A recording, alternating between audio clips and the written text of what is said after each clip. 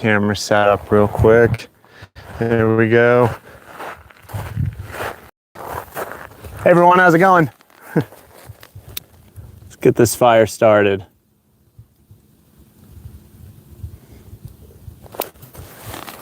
And get the live stream pulled up on my tablet here so I can see chat.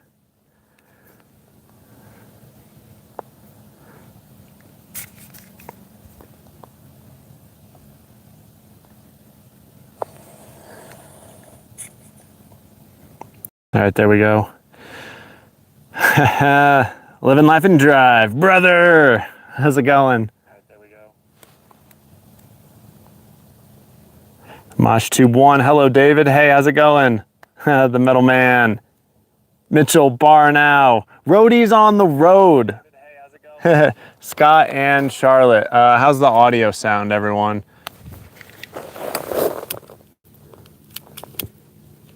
All right, let's get this fire started. Oh, my little slider won't light. Come on, there we go.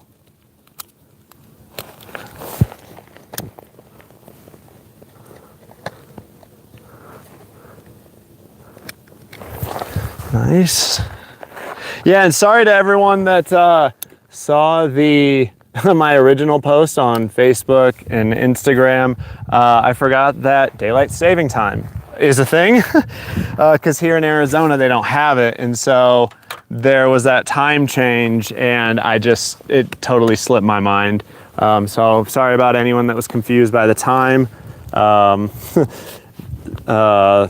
The roadies sent me a text and asked, "Are you okay?" Because I was like 15 minutes late, you know, from the time that I said the live stream was going to be. But yeah, it's just because I was blissfully unaware that I had made a mistake with the time. So good now. So I'm on like a cinder cone right now, and so the ground is all these like little cinder rocks, tiny little pulverized lava rocks, and man, they get in your shoes so easily. I had to knock them out of my shoes real quick. And I know, like, pretty sure almost the entire country is in a pretty crazy heat wave right now. I had to head to higher elevations. I'm at like 7,200 feet right now, and it's still over 80 degrees outside right now. But the sun is just about to set behind the mountains. And so this fire is a little overkill right now as far as heat, because I'm already hot. But as soon as that sun sets behind the mountains, the temperature is gonna get a lot more comfortable. Yeah, and I'll show you guys around the camp once we get the fire established. Got a nice cold drink though to cool me off. Sweetie is sitting over there in the shade. Let me show you guys where she's at. She's no dummy. She's hot too. So you can just kind of barely see her. See if I can zoom in. I'm trying to zoom in, but oh well.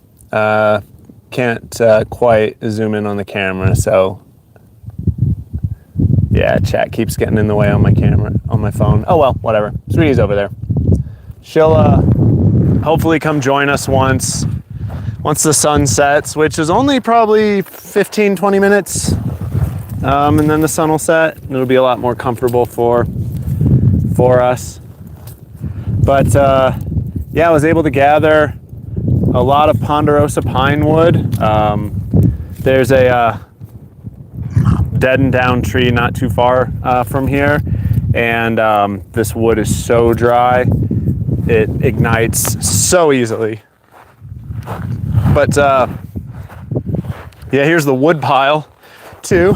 Got a nice wood pile there ready to go. But check out the view from my campsite. What do you guys think about that, huh? It's a pretty crazy view. Like I said, I'm up on top of a cinder cone, and so I have this incredible view. And then the mountains out that way, those will look cooler once the sun sets. Yeah, And there's my travel trailer right there. We're right on the edge of this cinder cone. So yeah, pretty sweet campsite. And just like all my other campsites, I'll be sharing the GPS location of this campsite and all the information on how to get to it, who I think can get here and all that stuff on Patreon and for channel members. I don't think I've shared the last 2 campsites I was at yet. I know I didn't share the one that I was at in the Huachuca Mountains, and I can't remember or not if I've posted the one in the Santa Rita Mountains, but don't worry, I'm gonna get those posted here in the next few days for you guys. And once I leave this campsite, I'll get this one posted also. But yeah, this has been a really cool campsite, and I'm gonna be sad when it comes time to leave it. Just so cool. This is one of those campsites that really like crystallizes how much I love what I do, because one of the things I love the most is searching for these awesome campsites. And like, that's just so much fun to me. And when I found this one, you guys should have seen me. I was ecstatic. I got out of the truck and I literally screamed. I was like, whoa, yeah. Okay, sorry, let me get back to chat. Oh, Sherry, thank you so much for whatever. Thank you for the super chat. I really appreciate it. That's so kind of you.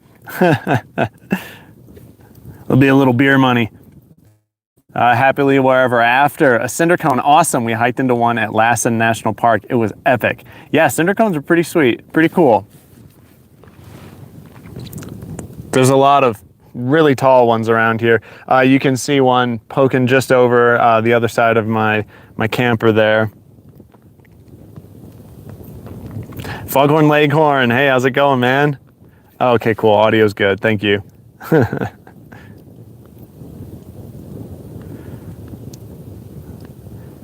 Hello from Trail of Tears, Missouri State Park in Cape, oh, I'm gonna butcher this, Girardeau?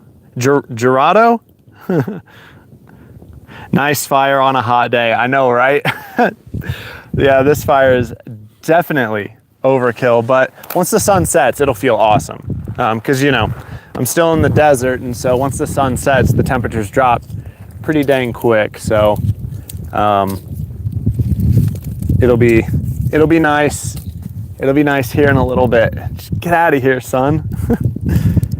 But you know, I didn't want to wait too late to start the live stream, because if I wait too late, then it becomes nighttime, you know, and then it's too dark really for the camera to see.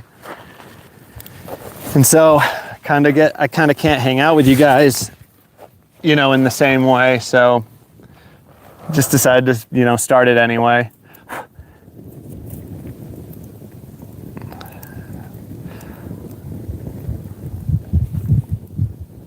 Yeah, Sweetie is in the shade of a tree. Yeah, she looks pretty happy over there. She looks nice and cool. The volcanic soil is really comfortable to sleep on cowboy style. I think Sweetie really likes it, because I've got this mat that you can kind of see. It's a pretty big mat. It's like 8 feet by 4 feet, I think. And it's, you know, just like my porch area for the travel trailer. And Sweetie doesn't lay down on that. She's been laying down on this, you know, like the volcanic rock. And so, yeah, there must be something to it. And also, I think the volcanic rock in the shade feels really good on her stomach, you know, because it's nice and cool. Evening Prepper 1013, 65 in Central Florida. Man, that would be nice. Yeah, it's this is the last hot day of the heat wave here in Arizona, thankfully. Gosh, it's the high today was 80, I think. The hottest it got in the travel trailer was 84, and tomorrow the high is 77, and then after that it keeps going down, and then it gets back to normal, which it'll be in like the 60s.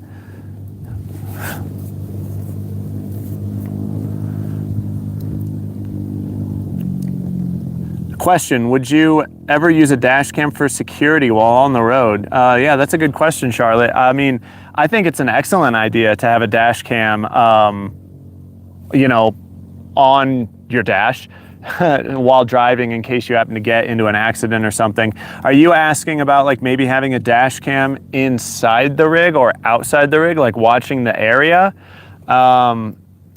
For something like that, they actually, you know, there are cameras that Amazon makes. There's also, man, I can't think of the brand that we used to have back in the day. But yeah, they're like Wi-Fi cameras, and they do a really good job, and they have motion detection. Like they'll alert your phone, they'll send a push notification to your phone if there's like motion that they sense, and they can also do infrared. And so a camera like that, I would suggest for actual security, because you can even mount them, you know, on certain places on the side of your rig. Like you can, if you want one to be right by your front door, you can mount it, you can just stick it to the wall, or you can mount it to the roof and have it kind of like looking out at your campsite and stuff.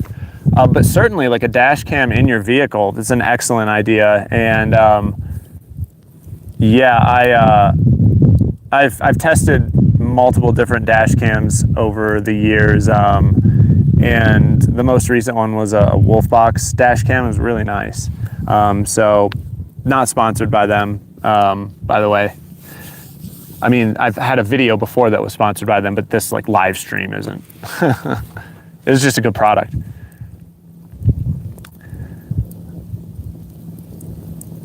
MoshTube said, just got my first Class C RV and camping in Lake Isabella from the 15th until the 25th, then going to the Alabama Hills. That's awesome. How do you like your Class C? It's pretty fun, isn't it? Camping in an RV it's pretty fun. It's so much fun. In fact, I made it my life.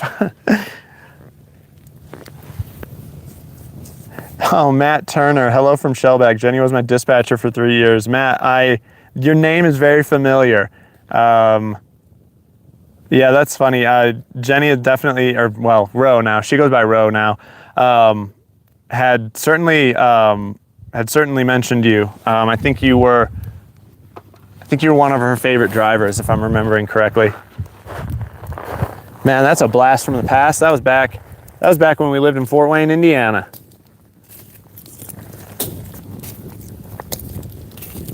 All right, keep getting this coal base built.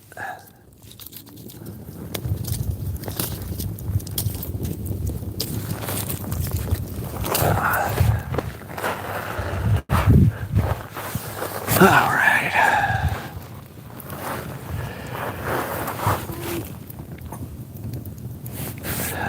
Do we hear off-road vehicles in the background? You certainly do.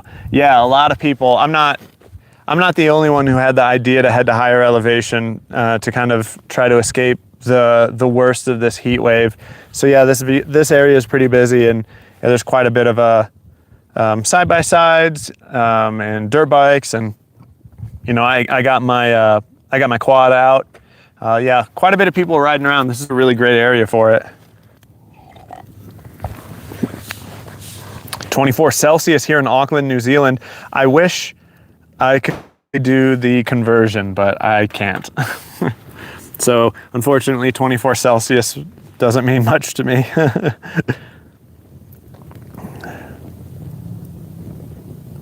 Dang, 96 in New Mexico? Oh, that's a brutal. Yeah, in Phoenix, it was like 110 or something like that. It was well over 100 degrees. So only 75 or 65 here in Oregon. Nice. Man, that would be nice. Have you camped in Minnesota? No, I haven't, but I've heard that the northern parts of Minnesota are really beautiful. You got some really nice forests up there. Haven't had the chance to yet, unfortunately. Are all camp chairs created equal? If not, what makes for the best camp chair? Man, that's a really good question. I don't really know because I've only had zero gravity chairs, and those are like the most comfortable in my opinion. I love zero gravity chairs. They're just kind of clunky and they're really bulky and heavy. And so I got rid of my zero gravity chair, and this one, I was just given for free. So I was just like, so I had both. I had the zero gravity chair and I had this one too. And I just got so tired of getting out and like setting up the zero gravity chair that I just decided to stick with this one because it's so easy to set up, but it's pretty old and I think it's starting to fall apart. So, you know, these camping chairs, they only last for so long. So I'm probably going to have to end up getting a new one here eventually, but it's not like they're very expensive. So no big deal.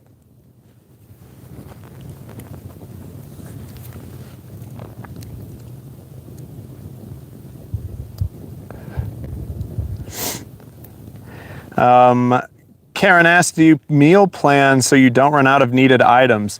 I kind of do. Like I definitely know what like my next couple dinners are going to be and my next like few breakfasts and stuff. What I'm going to cook for breakfast and then the next like couple times I'm going to cook dinner. And so when I go to the grocery store, I just get like the veggies and the meats and whatever for those specific meals, just in case if there's any perishables that they don't go bad. So I would say I kind of meal plan, but I don't, it's not very regimented. I'm just like, well, what do I want to eat this week? I'm going to the grocery store tomorrow. So what do I want to eat for the next week or two? And then that's the stuff that I add to the grocery list. And I kind of have to do that because there's just not a ton of room in my fridge, freezer, and pantry. And so like I can only store so much stuff in there. And so I kind of need to only get everything that I'm going to need to cook like the next 3 dinners, maybe 4. But I cook a lot. Like my dinners, when I cook dinner, it's huge. And so I make a ton of leftovers. And so one dinner will give me leftovers for the next like 3, sometimes maybe 4 days. Mosh Tube said, I got my birthday 2 days ago in Lake Isabella and couldn't ask for more. Hell yeah, brother. That's awesome. That is good to hear.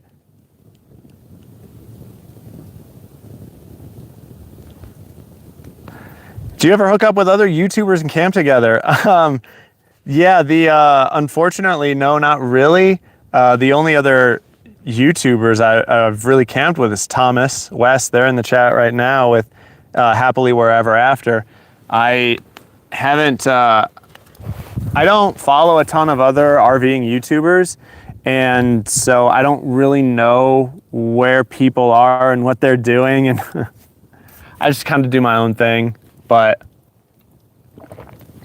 that would be fun. I just kind of like forget. I don't know.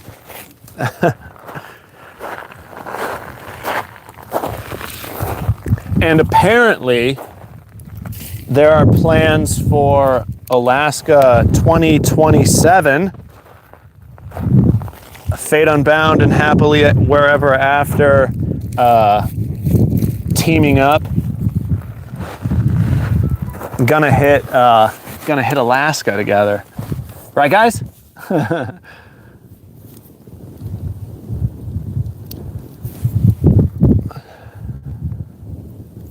Around 100 in Vegas. I don't think we've crossed over 100 yet.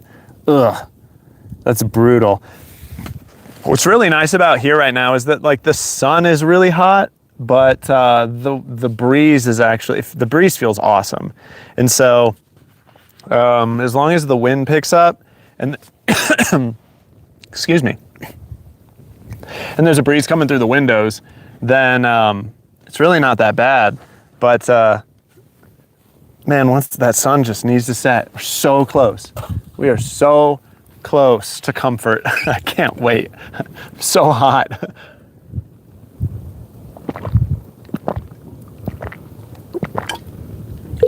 I'm chugging my drinks. Trying desperately to stay hydrated. Put that one there.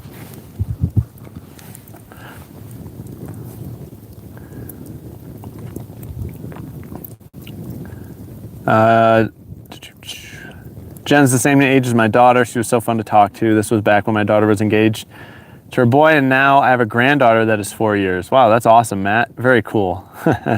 She told me that you set her hair on fire when you first met. That wasn't when we first met, but we worked together at Banditos. It's like a Mexican restaurant in Indiana, and you know, I was like 19 years old. I was an idiot, you know, stupid boy. And I did accidentally set her hair on fire. That did happen. Yep.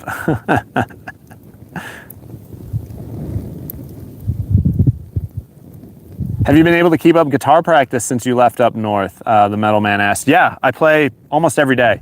I usually play in the morning and in the evening, kind of when I'm like gearing up for the day, and also when I'm like winding down at night. It's really nice.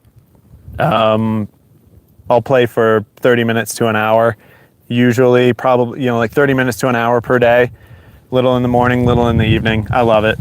Yeah, it's been really good. I'm really glad I ended up bringing those guitars with me, and having them mounted up on the wall the way they are, they just don't take up any room. That was already just free space. Nothing was there. So it's pretty great having them. And when I travel, I just take them down and I set them on my bed, because you know, they would bash around on the wall and fall off and get broken or something. But on my bed, they just stay right in place and I don't have to worry about it. Haha, Alaska, how incredible. I cannot wait for it. I know, same. That better happen. 2027 is my year to choose the adventure. So as long as you keep me on your good side, ... Elise. All right, okay. All right, kiss up to Elisa then, or Elise, sorry, I get it.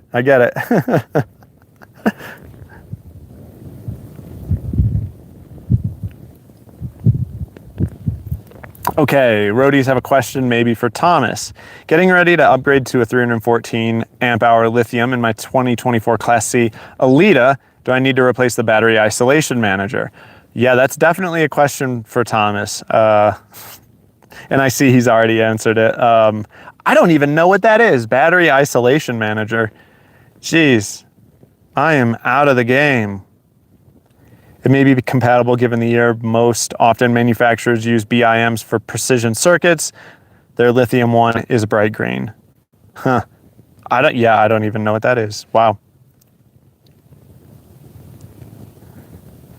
Allie and April here from Conifer, Colorado. Been following you for years. Colorado, I think I'm gonna go there in like August, September, I think. This year I'm finally gonna actually do some serious traveling and exploring in Colorado. I've done very, very little. I've been on the road, you know, it's been 9 years since I originally hit the road, and I've barely done anything in Colorado. I think I've camped there once, and the only times I've really driven through were on I-70, and I was just crossing the country, which is crazy. But it's because I'm usually not that far south and east in the times of the years when it's warm enough in Colorado, because that whole state is such high elevation.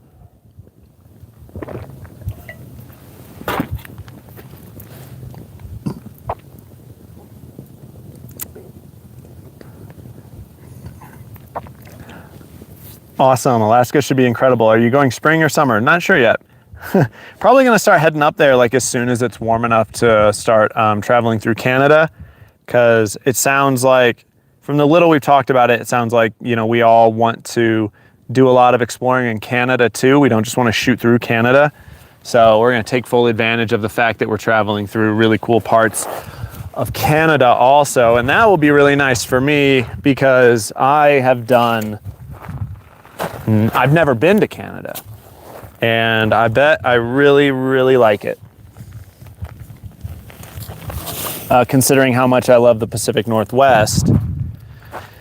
And I'm assuming that, you know, British Columbia is very similar to the Pacific Northwest in many ways.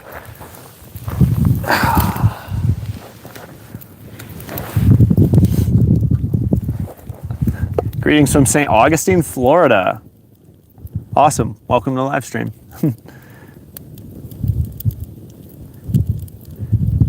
Celsius times 2 plus 30 equals Fahrenheit approximately. Yeah, I know it's I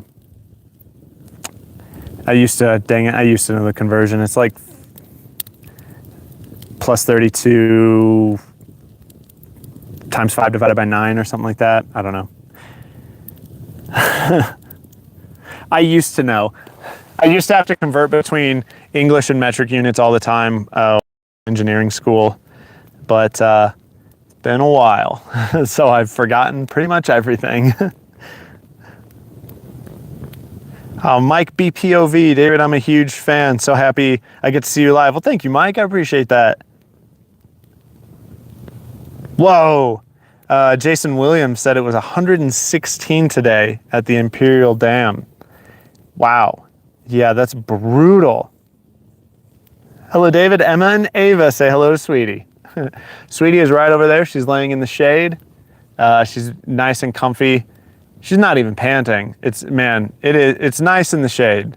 I would be in the shade, but I already had this fire pit dug right here. So, and I also didn't want to be over by the trees for obvious reasons. I didn't want like embers and stuff getting tossed. So I'm in kind of this wide open area right here. You've got to give Sweetie some butt smacks for us, LOL. Okay. I'll give her some rump pats for you when she comes over here, I promise. She's over there laying down. She looks very peaceful.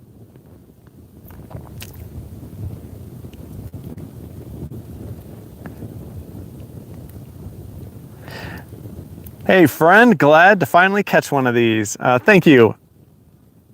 Aaliyah. Okay, I got this. Ollie out and free. There we go. I figured it out.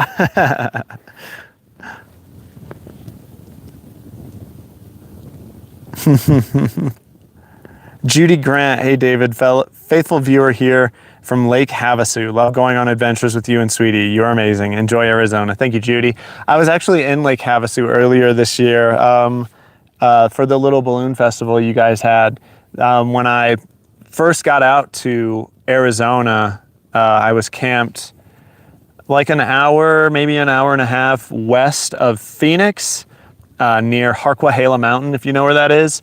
And you made a couple videos in that area, but I went to the balloon festival in Lake Havasu City off camera. I didn't film it, and I didn't even post anything on Instagram or anything. I took a ton of pictures and video, but I never ended up posting anything. And you know, that just happens.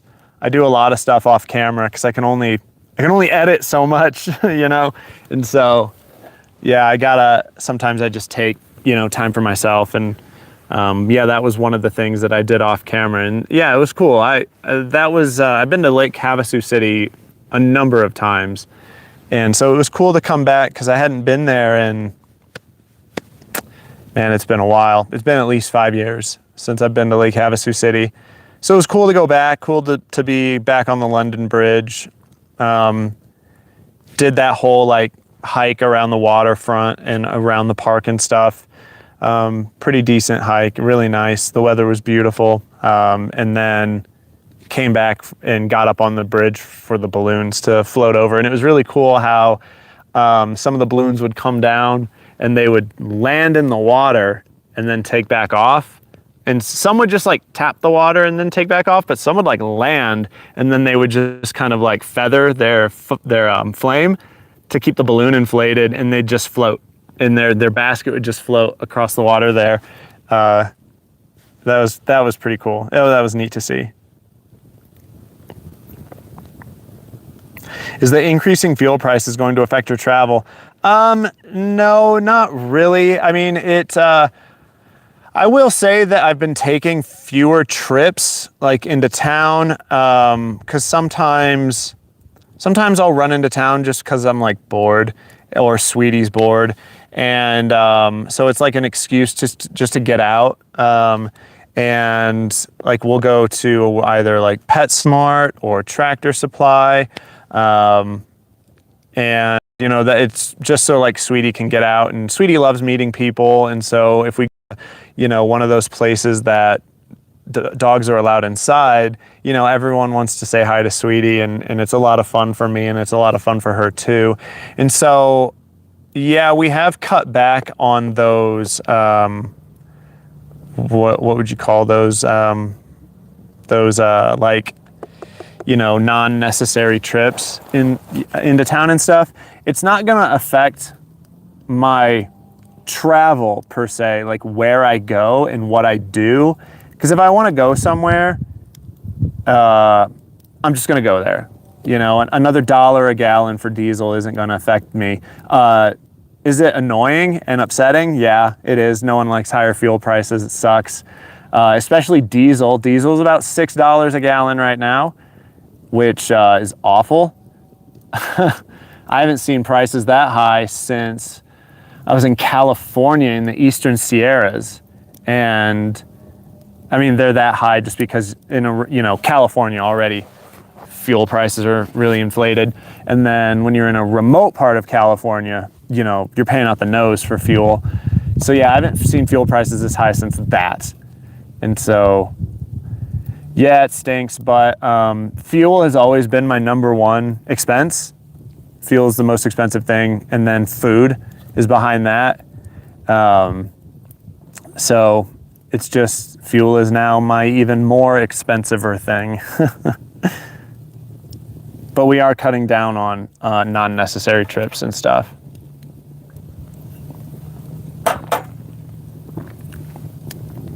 Reed Forrest says, howdy from Texas. David just joined. Hey, Reed, welcome.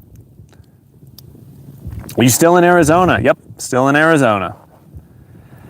Not for long, though. I think I'm moving into Utah here pretty soon. I won't be here much longer. I'll be heading into Utah. Just definitely had to be here for higher elevation to beat this heat wave. Man, it's brutal. Do you park your trailer keeping in mind sunny side, shady side, east or west for open window cooling? Yes, I absolutely do. If it's going to be hot, so if I have heat as like my main focus, if it's going to be hot, I have it angled like it is right now, where the front faces south, because the front doesn't have any windows on it and it's fully insulated. And it's just, it's a smaller surface area also for the sun to be striking in midday. And so in this orientation, this is how I keep it the most cool in the travel trailer during hot days. But if heat is not an issue, then I will sometimes have my door face south. And if my primary focus is solar input, then it's door side faces south, and I tilt my solar panels up because they tilt up toward the door side. And that's how I usually have it in the winter, like in December, January, February months. But it's really only those 3 months that I really need to worry about tilting. And actually, now that I have this ground solar panel array, I don't really even have to worry about tilting my rooftop panels at all, because I'm just bringing in so much power with that in addition that it's not even really a concern. But like, you guys know how I have that big, huge rear picture window on the back side of my travel trailer. Depending on if there's like a really cool view, like when I camped on the north rim of the Grand Canyon, I faced that window toward the Grand Canyon because obviously, you have to. You got to face that thing, that big rear picture window out to, the awesome whatever view you've got. How often do you pack the bearings on that trailer? I only repack the bearings about once a year. And thankfully I have the Dexter Easy Lube axles. And so all I have to do is jack up one side. I don't have to take the tires off or anything, the wheels off. And you just rotate the tires while you have the grease zerk gun in that grease zerk, and you just pump and rotate. And you just keep doing that until all the old grease is out. And then the new grease starts to come out also. And it's a lot of grease because you're pumping out all of the old stuff. And so you got to, wipe it away from time to time, and it's big globs of it. But the Easy Lube axles are so nice. And oh my gosh, the sun is just setting now. And it's dropped like 10 degrees already with the sun not even behind the mountains yet. Oh, that feels so good. That feels incredible.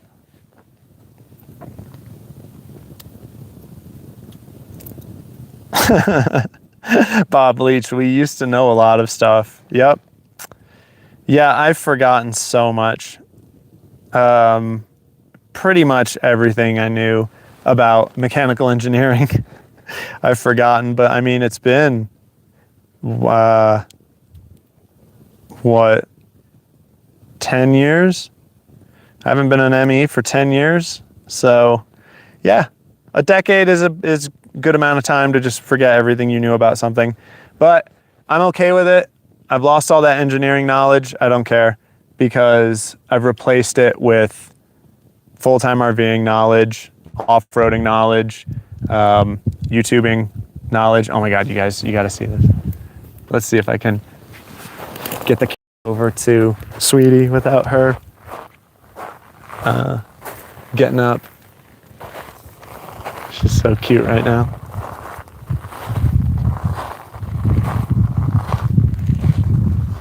She's just laying down right there. I think she fell asleep. Oh, I'm sorry, pup. Did I wake you up? Did I wake you up, girl? You were so cute. That was really cute, pup. Yeah, check this out, guys. Look at that. Isn't that just picturesque?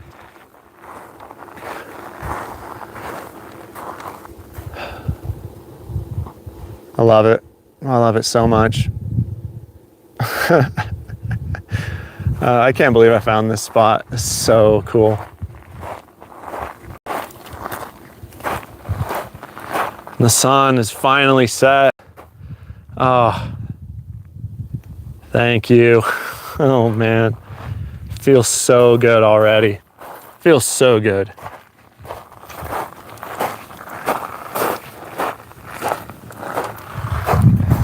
Can finally enjoy the fire now.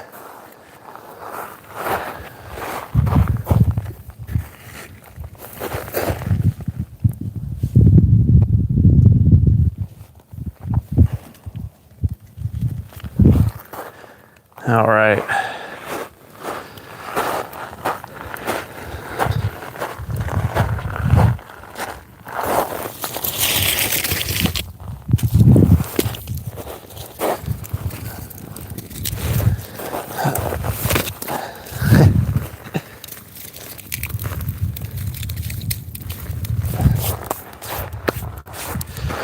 All right.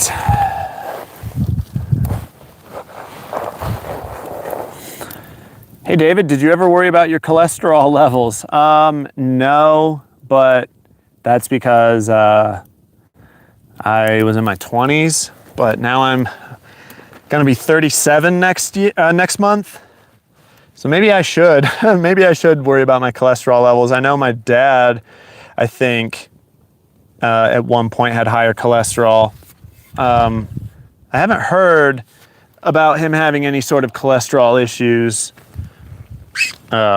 in a long time, so he must have been able to get that under control. I know he's not on any like cholesterol medication or anything, but it probably is something I'll have to worry about. But I also think I eat pretty well. I know in the videos I show myself like cooking bacon a lot, but I don't eat it super often. You know, I maybe eat bacon like twice a week, just for breakfast. So yeah, I don't think I eat like high cholesterol meals, and I eat a lot of veggies too. I'm always putting bell peppers and onions and mushrooms and things.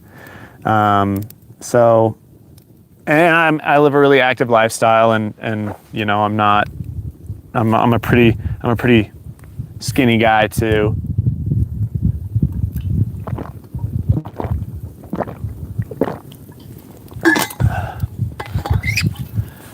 So who knows?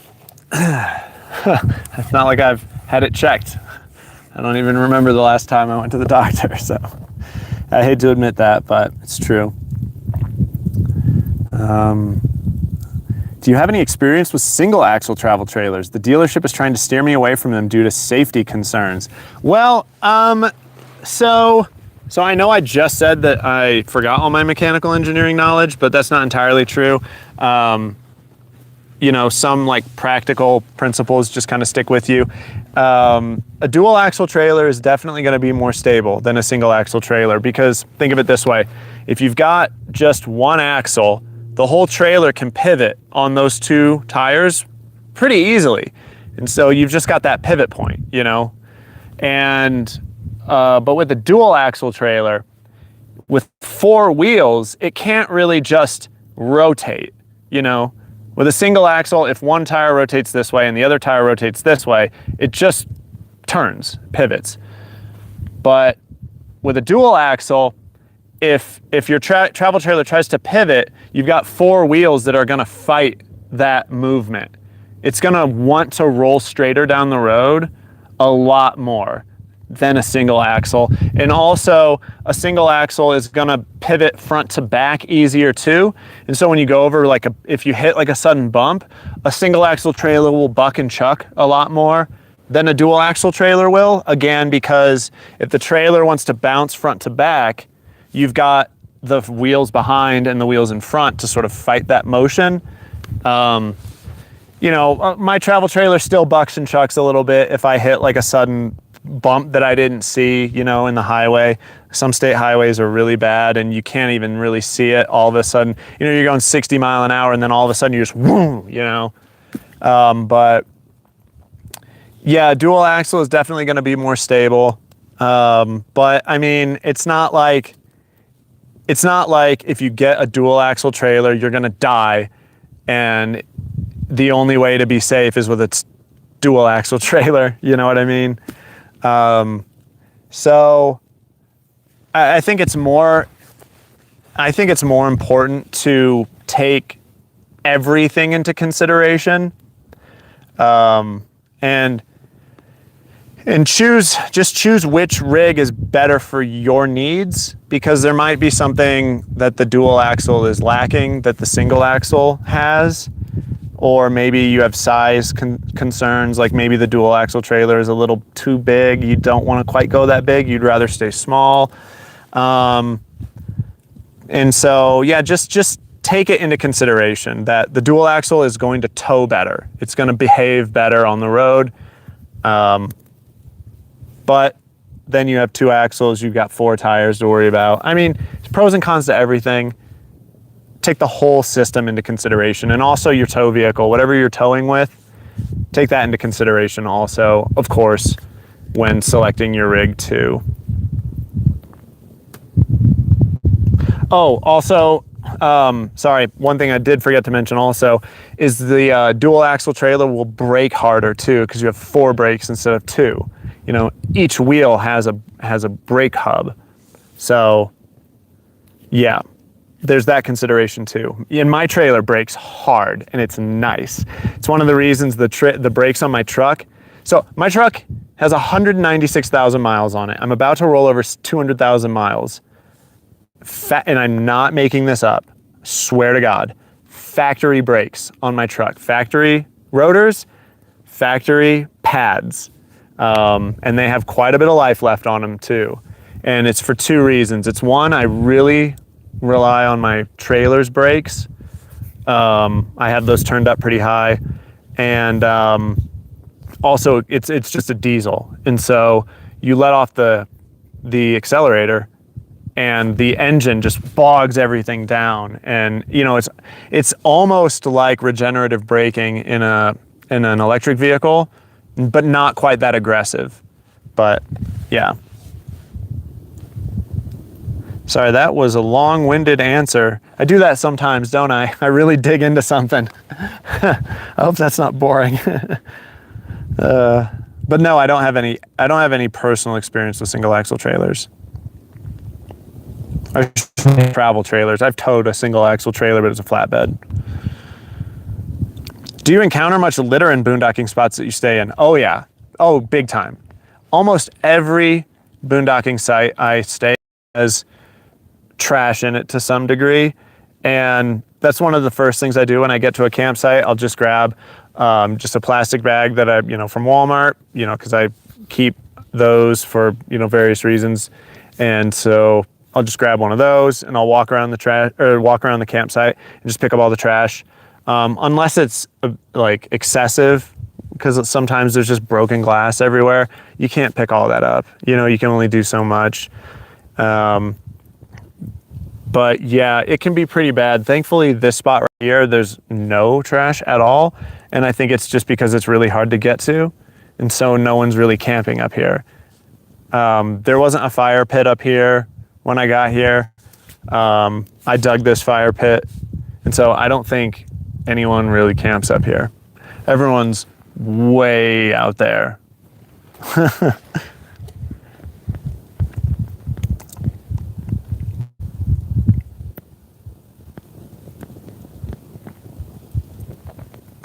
Top of my memories in Alaska was a jet ski tour out of Whittier, Alaska to glaciers. Wow, Mike, that sounds really cool, man. That sounds really cool. A New Morning View said, YouTube unsubscribed us a couple of months ago and we had to search to find you again. We enjoy your videos and use your Fix It videos a lot. Keep up the great work. Huh. YouTube unsubscribed you. I wonder if you're like idle from a channel for so long that YouTube like just auto unsubscribes you or unsubscribes you or something. I've never heard of that, but maybe it does. Mike BPOV asked, David, have you thought about getting another pup? If so, would you stay with Rottweiler? So I can say without a shadow of a doubt that I will always have a Rottweiler. Sweetie has just been the best companion I could ever ask for. For what I do and how I live, I just think Rotties are perfect. She's not like a guard dog. She's a watchdog, and she does her job very well. I talked about it at length in the last live stream, so I won't go too in depth into it, but the instinct to just sit and observe the whole surrounding area and just to keep watch is very, very strong in Rottweilers. And it's that instinctual urge to keep watch, to be a sentry, is so useful, obviously, for what I do. Especially when I'm in places like my last campsite in the Huachuca Mountains, like 5 miles from the border. One of the big reasons I wasn't worried about having campfires at night under the stars and, you know, eating outside and hanging out outside and, you know, doing work on the truck and the trailer. And, you know, like I wasn't worried because I had my dog with me and she's going to let me know if something changes around us, whether it's an animal or human. Sweetie keeps watch. She's doing it right now. She's staring at something out there. It's just like what she does. It's very cute. And Rotties, like, they're just so loyal. Like, if you treat a Rottie right, they will be your unwavering, faithful companion for life. And that's what I have. And yeah, for those reasons, yeah, I will always have a Rottie. To anyone listening, though, I'm really singing the praises of this breed, but they're really hard to train. They are, when they go through adolescent phase, the negative traits of Rottweilers really start to come out, and you have to know what you're doing to properly train that out of them. And I say properly because if you try to train it out of them in the wrong way, it's gonna be bad. So. But if you know what you're doing, if you've had dogs before, like this is not a beginner dog breed. This is like an advanced dog breed. If you've had dogs before, and you do a lot of research, it can be done. But yeah, anyway, again, long-winded response. But I'm not going to get another dog until Sweetie passes, just because Sweetie she tolerates other dogs, but she would rather just kind of not have other dogs around. But she really loves people. She's a man's dog, you know, not a dog's dog. And so if I got another puppy, I think it would really negatively affect her quality of life. And I can't do that to her, you know, in her old age. I want her last years to be really positive and calm, you know. I don't want to put her through that stress of having a puppy around, you know. So no, but once she passes, yeah, I'll get it. I'm gonna get a puppy. I'm gonna do the same thing I did with Sweetie. I'm gonna get another female Rottie probably, and yeah, and so that'll be fun. That'll be fun. Have you witnessed strange things in the night sky? No, I haven't. Should I? Is there something happening? Am I missing something? I had a campfire yesterday, actually, and so I was watching the night sky. I saw a shooting star, if that counts.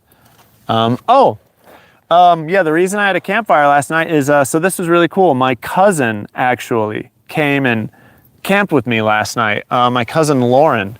You guys met my Uncle Doug in the, in the video where we renovated the travel trailer and we fixed the floor issue and stuff. My Uncle Doug was in that video. He was instrumental to that job. His daughter, her name's Lauren, she is on a cross-country road trip right now from Indiana. She drove from Indiana out to San Diego, California, and hit a whole bunch of cool things along the way, like a bunch of national parks and stuff like that. And she's just car camping, which is pretty cool. And she hit me up and let me know that she was passing through Flagstaff. And I was like, yeah, hey, come on, come camp with me. And so yeah, she came out yesterday evening. And yeah, that was really cool because I don't get a lot of opportunities to like share what I do with family like that, like in person. You know, I've got all my videos and stuff, but yeah, it's been a while since like a family member came out and well, that's not entirely true. Sorry, my brother and sister-in-law and their daughter Vivian, my niece. They came out and camped with me last year in the Cascades for a night, and that was really special too. Because yeah, I got to be there for my baby niece's very first camping trip. I don't think I ever mentioned that to you guys, but that was really special for her to be there for her very first camping trip, and it was at one of my campsites. It was pretty cool. But yeah, my cousin Lauren came and that was really cool. We had a good time. And then she left this morning and headed to she's probably left the Grand Canyon by now because she also wanted to make it to Zion. She's doing the north rim of the Grand Canyon and Zion National Park in one day. But she's like just firing through it. So pretty cool. Pretty freaking cool.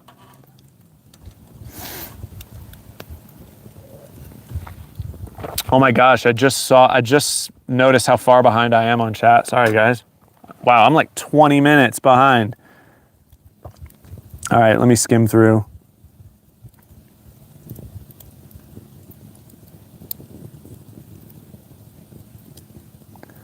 Okay. Have you ever been to the Big Bend area of Texas? Highly recommend Terlingua and Chisos Mountains, just not in the summer, way too damn hot. I've actually camped in Terlingua or just outside of Terlingua, believe it or not, back in like 2018. This is super early in our travels. Yeah, it was around Thanksgiving and yeah, had Thanksgiving just outside of Terlingua and didn't end up going to Big Bend. I forget what the reason was exactly, but for some reason we couldn't go to the national park, even though that was the whole reason we drove all the way out there. But ended up being able to go to Big Bend not too long ago, and didn't film it. It was all off camera, but yeah. A couple years ago, I think, went to Big Bend. It was pretty cool.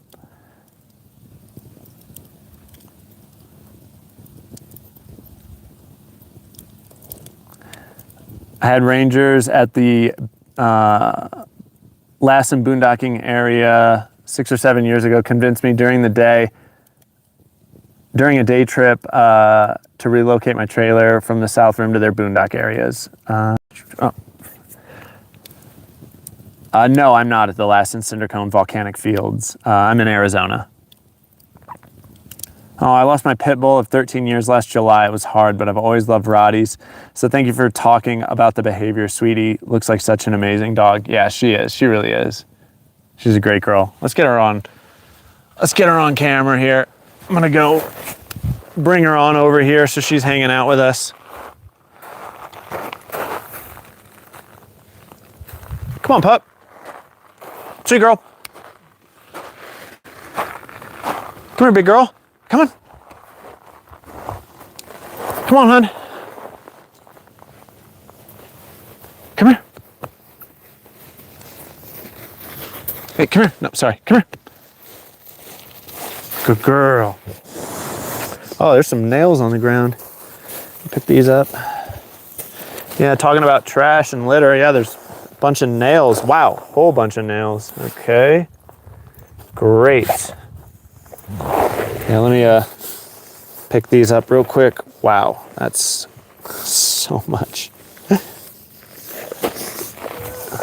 Well, I was gonna have Sweetie lay down here, but now I'm gonna have her lay down over here. Sweetie, come. Come here. Over here. Right here. All right. All right. Lay down. Lay down. Good girl. Good girl. All right. This is from people burning pallets, by the way. Please don't burn pallets at campsites because the nails get left behind and they end up in my tires, and that's not fun. I'll be right back. I'm gonna throw these nails away real quick and refill my cup. I can still talk at least because I got this lavalier mic on. Oh, it feels so good in the trailer. It's still 81 degrees inside the travel trailer, but it feels so much cooler. The warmest it got in here was 84 degrees today, and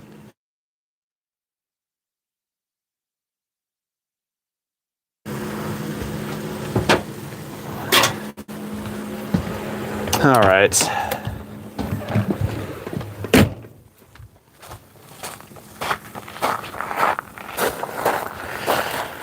Good girl. Good girl. Oh, well, about let the fire go out. Whoops.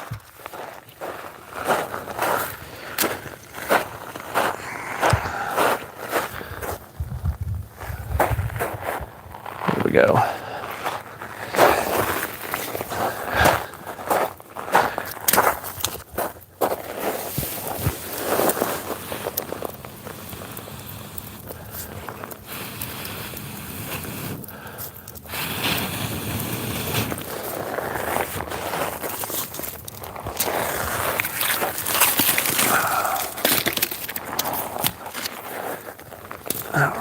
Let's get this built back up.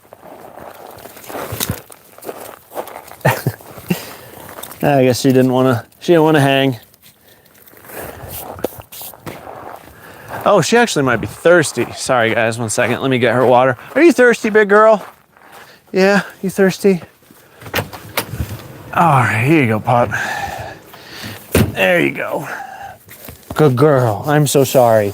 Good girl.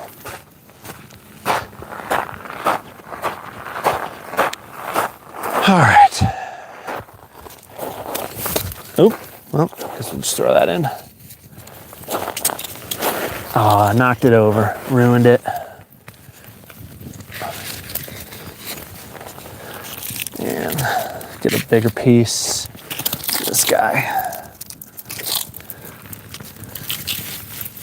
All right. Oh, she just went. This is gonna go lay back down in that spot, I think. Sweet girl. Sweetie. You want to hang out with us?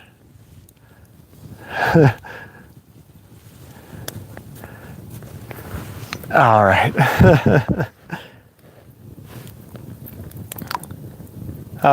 David, will your dad come on camping trips with you once he retires? Man, I hope so. That would be so cool. I would love that. I think there's a good chance of that happening. And he's been talking a lot about retirement. He's 65 years old, and so yeah, he's definitely highly considering retiring here very soon, which I think would be good, because then he could have more time to visit my brother and my sister-in-law and his granddaughter out in Seattle. So yeah.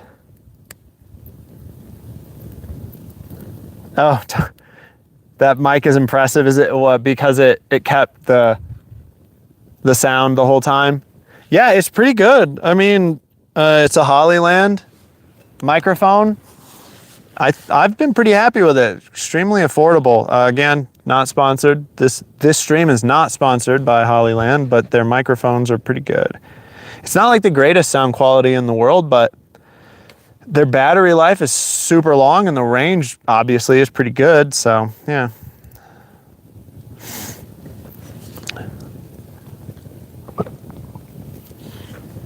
Nails boo. I find that picking up litter with a grabber tool helps to save the back. Yeah. Thankfully my back is doesn't need to be saved yet. One day it will, though, I'm sure. Here, let me move this table and let me reveal to you guys. Sweetie. There she is. Nice. Good girl. Good girl, Sweet Pea. Oh man, she's falling asleep. You guys can't see it, but she is doing the slow blink. She is doing the slow blink. It's pretty cute. This is very unlevel, but whatever.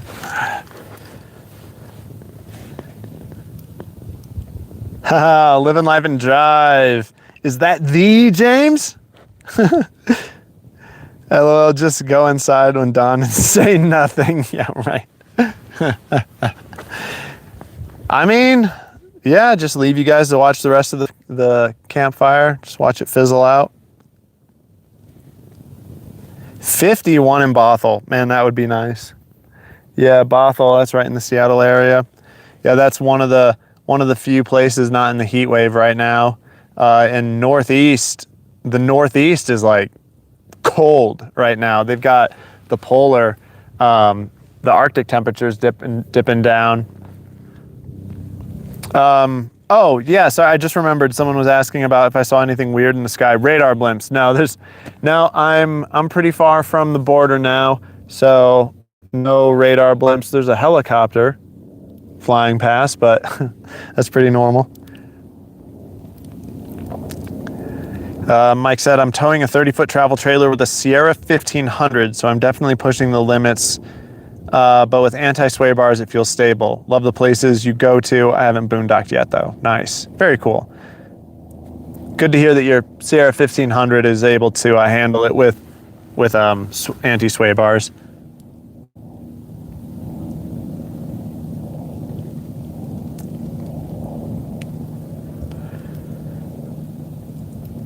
Talk to me about stopping RVing. I've been full-timing for 3 years now, but I'm selling the rig and buying a house. I know you went through a similar phase.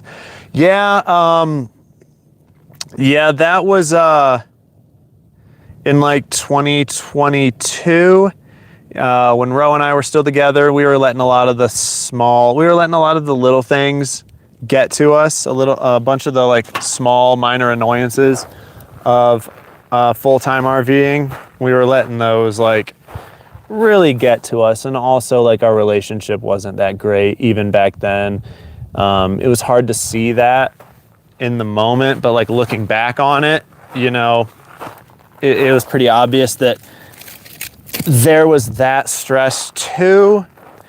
And so yeah, we stopped full-time RVing and started renting a house in the Seattle area. And surprise, surprise, I hated it. And, you know, we only did that for about 9 years, or 9 years, sorry, 9 months. And then immediately started selling everything again. Thankfully, I'm so happy I didn't sell this travel trailer or the truck. Kept both. I kept both just in case, you know, because I'm that kind of guy where I'm like, well, I don't know, what if, blah blah blah. And so I didn't want to just like sell my truck and trailer.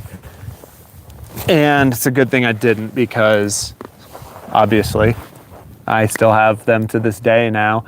Love my truck, love my trailer, and yeah, I love traveling. I love full-time RVing. But I don't count that year that we stopped, like 2022. I don't count that as like a wasted year, because that really helped to solidify in my mind that this is the life for me. And I really don't take things for granted the way that I did before that. Like, you know, it's not like I took the whole experience for granted, but I didn't appreciate some things as much as I do now. And the little annoyances that used to bother me, I just shake off so easily now. I'm just like, oh, whatever. It's just, you know, it's fine. Yeah, that's annoying right now, but like, whatever, it won't be that way for long and it'll be fine. And so, yeah, that, I mean, obviously, apparently that year needed to happen to show that, yeah, this is definitely the life for me. Freaking love it.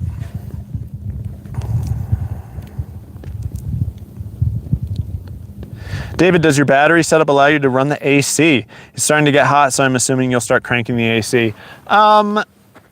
It lets me run, it does, I can run my air conditioner, but I can't run it for very long.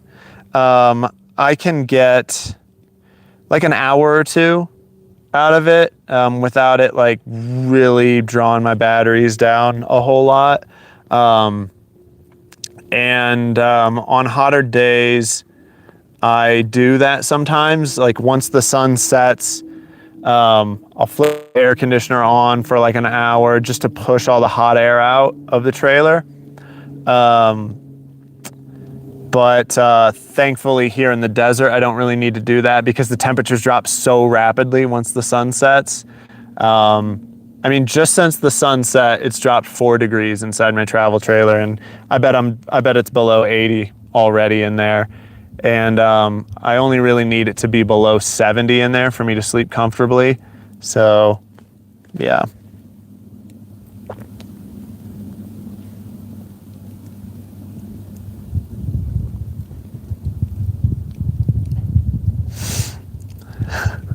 Okay, I'm seeing a lot of talk about a boys' trip to Alaska.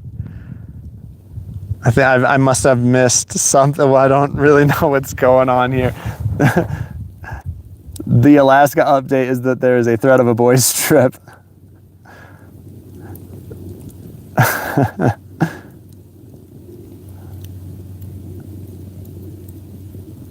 Oh.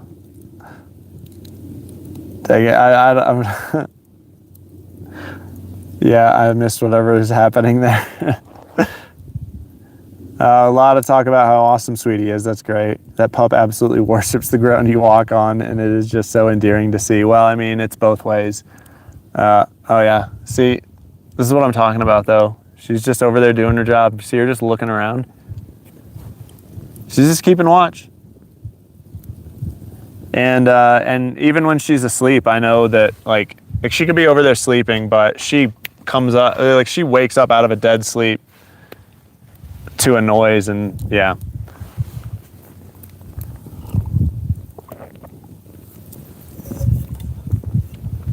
Whatever feeds your soul is what you should be doing. That's absolutely right. It's absolutely right.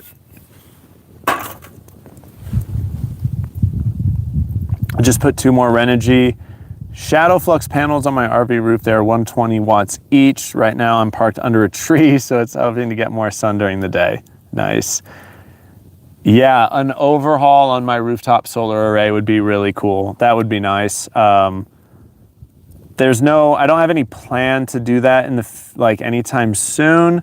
This like ground solar array that I have is kind of like a Band-Aid fix. It's not something I want to have permanently. Yeah, eventually I want to overhaul that rooftop array, but I mean, it works. It still works, so. How are the night skies in this location? They're excellent. There's very little light pollution around. It's not quite as dark as it was in the Huachucas because it's not quite as remote, but it is pretty dang dark here, I'll say.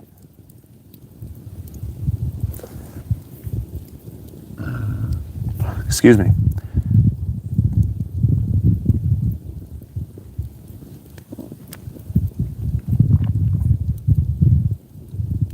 As an engineer, I advised staying no more than 80% of max tow capacities. Yeah, I second that very strongly.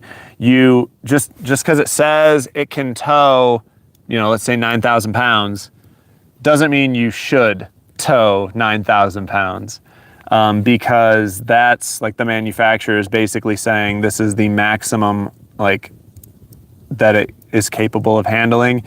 And that includes things like brakes, and stopping can be pretty important, if you need to stop in an emergency.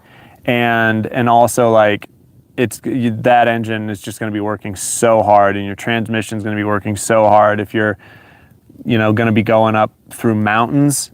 I definitely prescribe to the way of thinking that whatever your tow vehicle is, it should be vastly more like capable of handling whatever you're attempting to tow with it than what you're towing. I have a 3/4 ton long bed diesel and I'm towing like a 6,000 pound trailer with it. It's a way overkill, but it's so nice. It's just so nice. I could be climbing up a steep mountain. My truck does not care. It just pulls this thing like it's nothing, and it's with it being a long bed, extended cab, I've got a nice long wheelbase. And so going down the road in windy conditions, doesn't matter. My trailer doesn't sway very much at all. And yeah, it's really nice having more truck than you have trailer.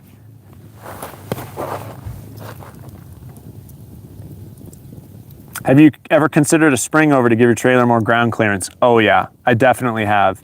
And that's something I may do in the future. It's in my mind. I haven't started to really plan for that yet, but I think I really need to do something with that trailer suspension. It's nice that it's so low to the ground for a number of reasons, but it would be nicer if it was higher up. And so, yeah, I think doing a spring over would be really good. And honestly, I just think that the suspension on that trailer is due to be replaced anyway.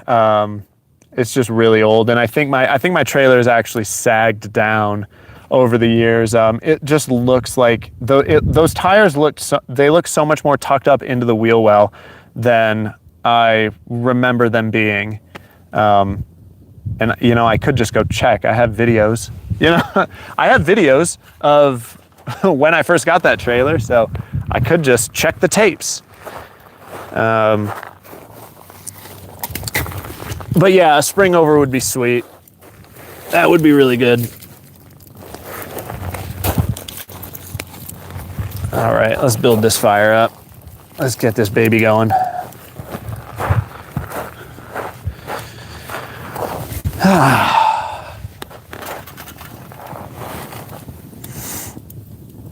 Power Stroke 98, Dale, in the suburbs of Vancouver, BC, Canada. I almost said Canada. Oh my gosh.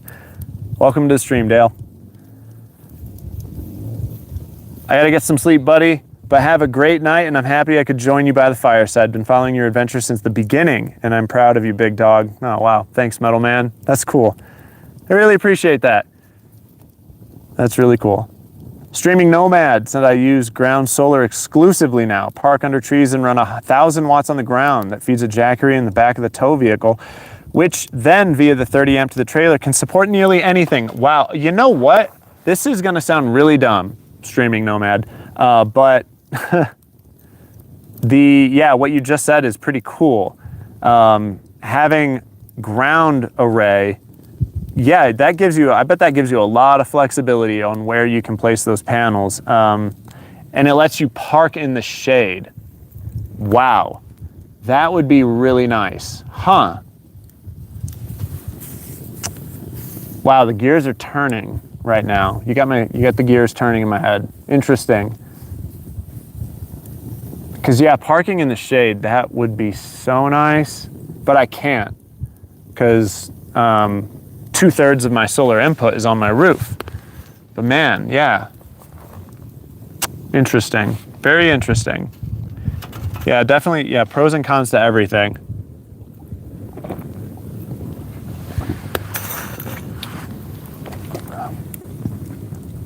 Huh, okay. Karen, I'm gonna butcher your last name if I try, so I'm not gonna, I'm sorry. Thank you for a great live feed, appreciate all the great info. Time for early risers on the East Coast. Yeah, I know. I'm actually bummed that daylight saving time happened because yeah, now we're losing the East Coast crowd earlier than we should, but I get it, it's all good. Good night, Karen, thanks for coming to the stream.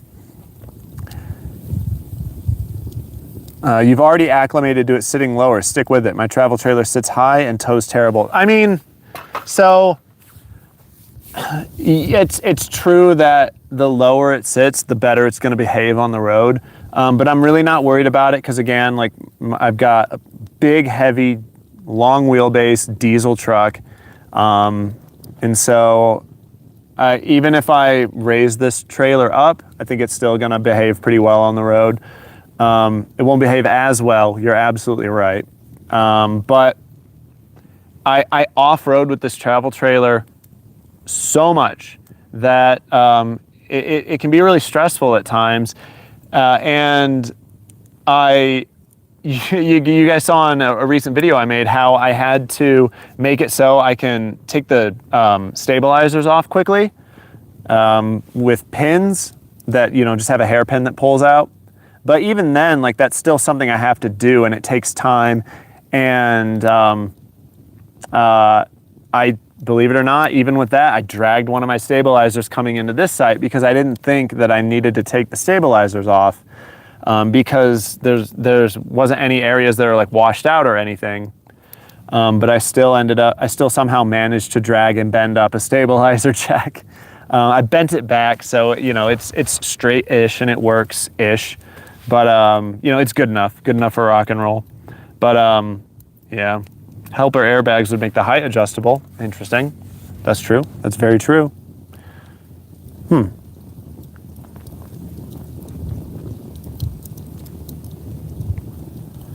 coming to Florida anytime soon? Any meet and greets planned? Yeah, thanks for the reminder on that. I've actually been meaning to do a meetup, but I kind of forgot. But yeah, I would like to do another meetup this year. I just don't know when and where.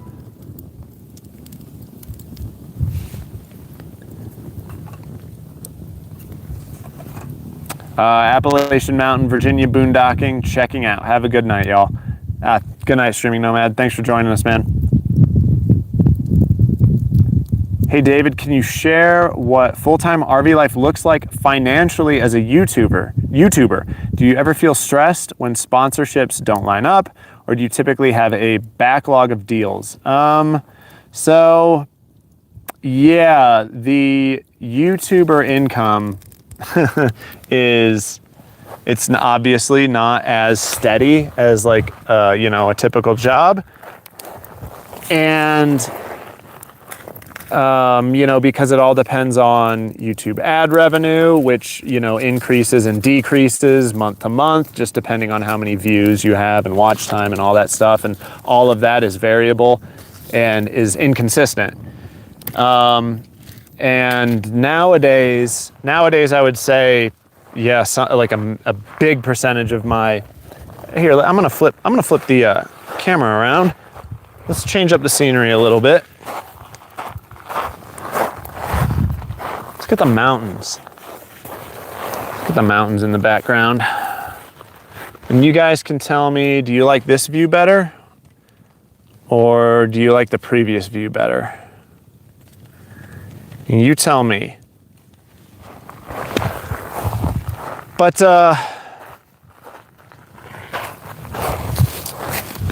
yeah, it's inconsistent, and these days I would say, sorry, let me back up. YouTube has changed so much since I first started doing it. Back in the day, like I would say 5 years ago, the vast majority of my income was from YouTube ad revenue. And so I didn't need sponsors. And so I didn't have sponsors. Or in most videos, every now and then there would be a sponsored video, but it wasn't very often. But these days, to make anywhere near what I was making back then, I have to have sponsors. And so that's why every video has sponsors. I would say 60% of my, oh man, that view looks terrible. It's all, it's all washed out. Yeah, the other view was better. Yeah, that's terrible. Sorry guys. I tried, but yeah, it's so washed out. Or maybe, what about this view? This one.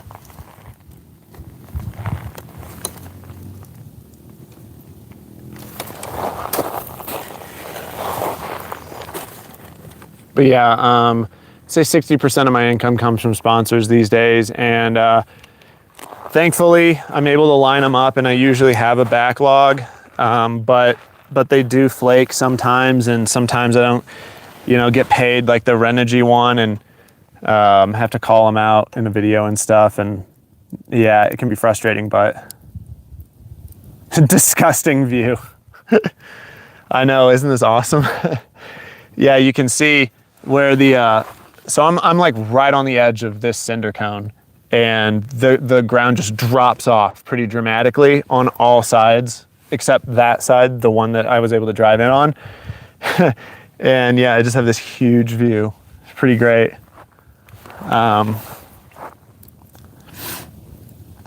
That's the view right there. All right, cool. Awesome.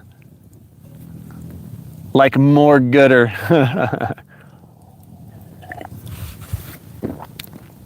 The view is missing a pack of beer. I know, right? That's so true, Matt.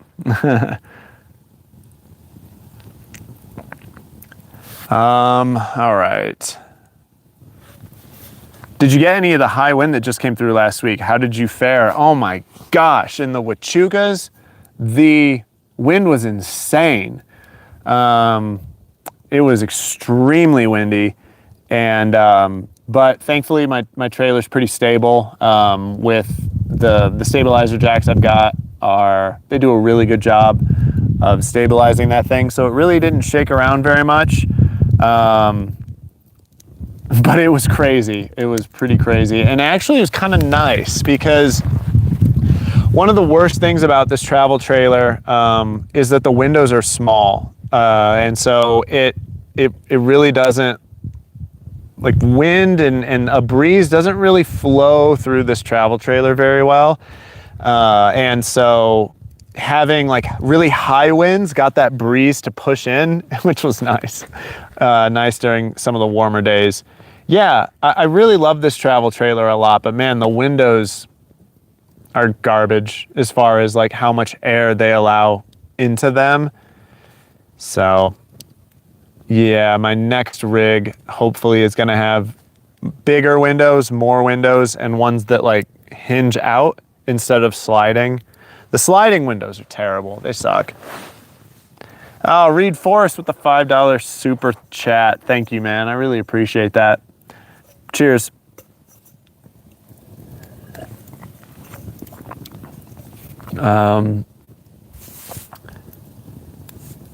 So what should I set the gain at on my truck? Currently have it at 6. I usually just travel through Florida but go to Georgia a couple times a year. By gain, do you mean your, are you talking about your brake controller? And I mean, I have no idea. For me, I just played around with it until I got it set to exactly where I wanted it, and everything behaved really well. And that's all I would suggest is, yeah, just play around with it, and eventually you'll find a setting that works best for your rig. Just bought 2 portable ceiling fans for my RV. They're rechargeable. One of them is above the bed, the other is at my computer desk. They're awesome. Huh, interesting. That's very interesting. I've never heard of a portable ceiling fan. I'm gonna look into that and see what that even looks like. Think a Class C can make it where you're at. It depends on the Class C. I bet it's got a pretty good chance of getting here, unless it's really big or really heavy. Ground clearance isn't really an issue, thankfully, because it's pretty gradual, and there's not washed out areas or anything like that. No really big bumps. It's just that this ground is so soft, because it's just this like pulverized. Let me see if the camera can get this very well. It's just like pulverized lava rock, like that. And it's like this everywhere, the whole area.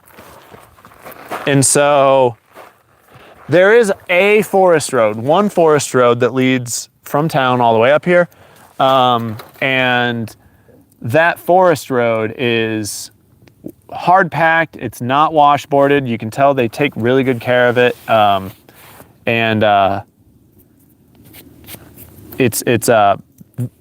So you could definitely like get here on the forest road. Forest road's excellent. But from the road to here, I would say probably, most likely. What's really nice about this is it's just like a gentle climb the whole way. And so if you can't and your tires end up spinning, you can always back out because you're backing downhill. And so that's like one of the things that I keep in mind when I'm off-roading with my rig, is as long as I get stuck going uphill, you're usually fine, because gravity is going to help you to get unstuck by backing out. You know what I mean? So it's not like you're going to get stuck and you're screwed. You can just back out.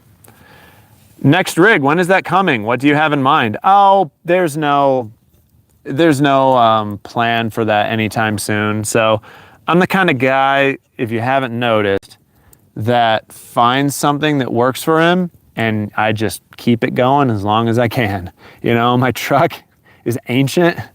It's 22 years old, but I love that thing so much. And my trailer is 10 years old now. Well, it's 9 years old. It'll be 10 next year, which isn't very old for travel trailers, but the amount of punishment I put that thing through, it's probably closer to 20 years old, But, I've just been maintaining it. I just put new brakes and entire hub assemblies on it, new wheels, new tires. So like, that's all good. The roof is probably going to need something before long though. Got a new awning for it. It would be cool to have like one of those off-roading, because they make like actual off-roading capable. Oh, I just noticed this. Sorry, thank you. Scott and Charlotte Rohde with the $20 super chat. Thank you so much. Keep them coming. I really appreciate it. Really appreciate that, you guys. Cheers. That's so nice. Yeah, your guys' support it means the world to me. I just appreciate you guys so much. Thank you. But yeah, the next rig, some kind of like off-roading travel trailer, probably.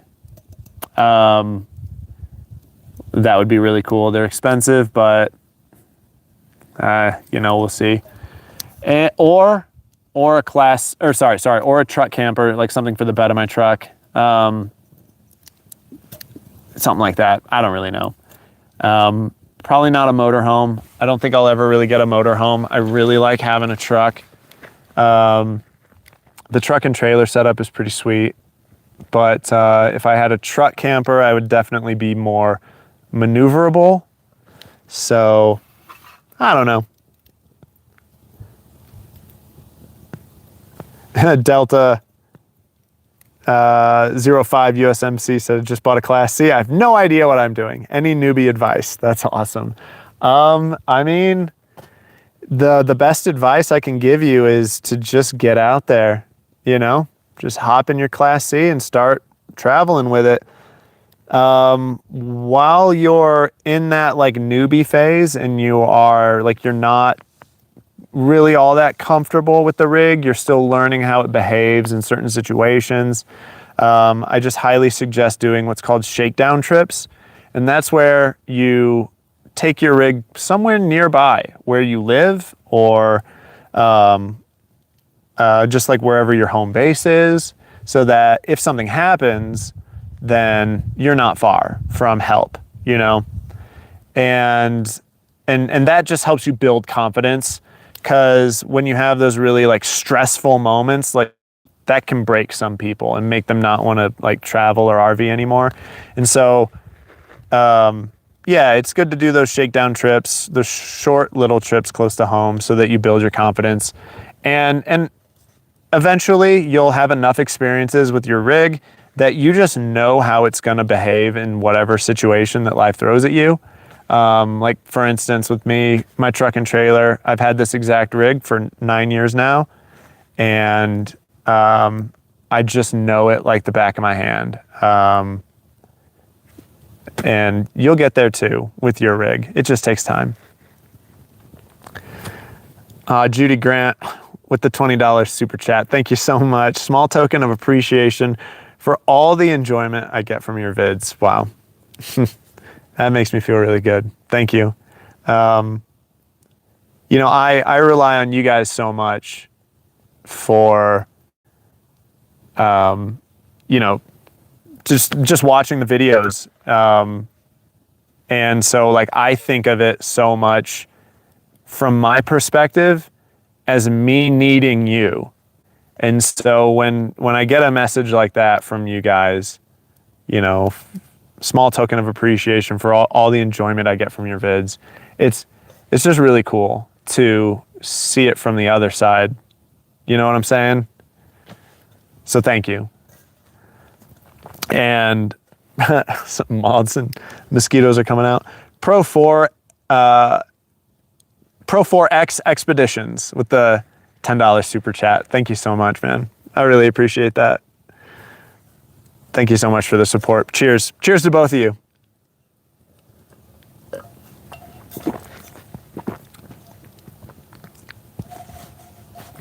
Where is Sweetie? Sweetie she's still here. I'll rotate the camera over to where she's at real quick. My sweet girl is just right there. Let's see if I can zoom. Yep. She's just right there, hanging out. She's that darker blob. She's just that darker blob right there. She's just hanging out. Oh, whoa. Didn't mean to do that. There we go. Oh no, we're still zoomed in a little bit. Sorry, it's very frustrating. It's hard zooming on my phone because it does that, and whatever. I'll just leave it right there because that's probably not great to watch. It's really weird zooming, and it's not so easy as just pinching in and pinching out, like when you know, you're zooming when you're filming a video or a Snapchat or something. For whatever reason, YouTube live streams like freak out when you try to zoom back out, and they do that thing where it like snaps all the way in and then zooms out. It's very, very frustrating. But yeah, so Sweetie's over there. She's hanging out.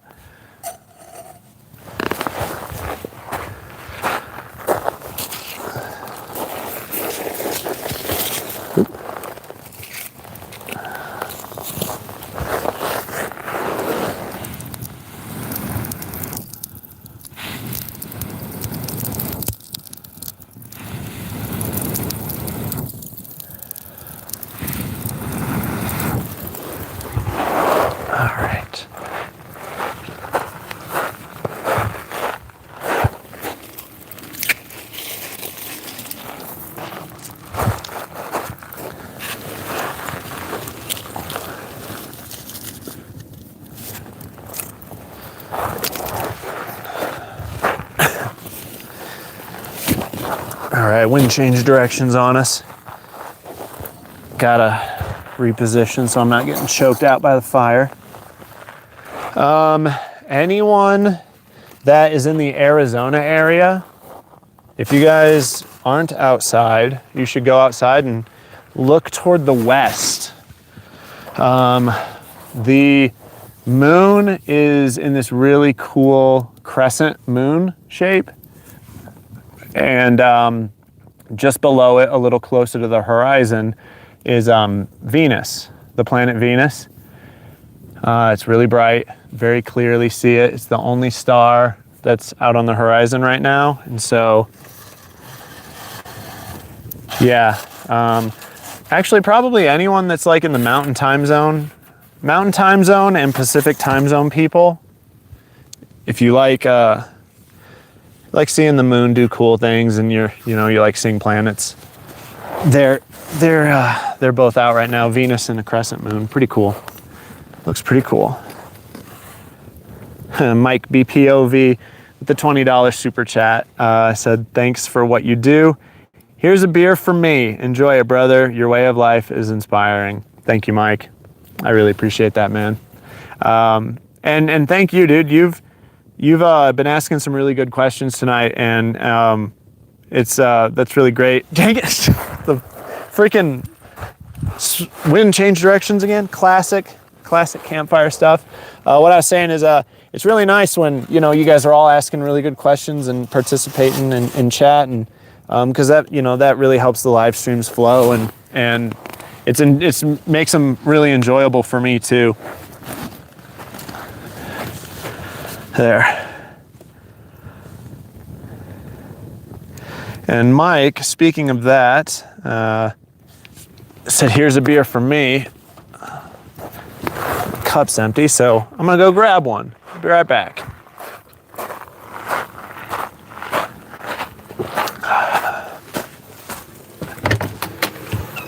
Let's see what the temperature inside the travel trailer is now. Last time I was in here was 81, 77, nice. Yeah, see, temps are dropping in the trailer now, pretty quick too. Yeah, which is really nice. So I know there was a question earlier of whether, I can run my air conditioner off of my batteries, and thankfully, the short answer is yes, I can, but thankfully I don't really need to, because I'm always traveling with the weather, and yeah, in the desert, temperatures drop so quick that it cools off relatively quickly. All right. Come on, sweet girl. Come on, pup.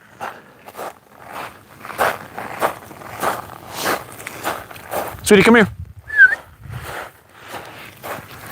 She got up and came to the door. She was worried I was going inside without her. Come here, big girl. Sweetie, come. Over here. Come on. Come here. Good girl. All right, sit. Sit. Lay down. Good girl. Lay down.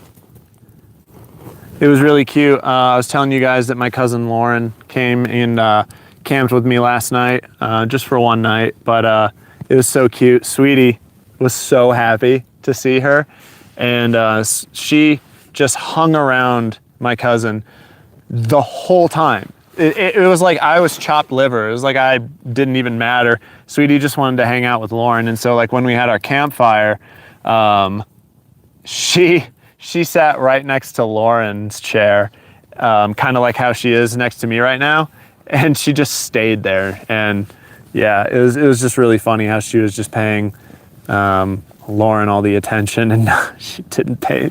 Sweetie didn't care about me anymore. Nah.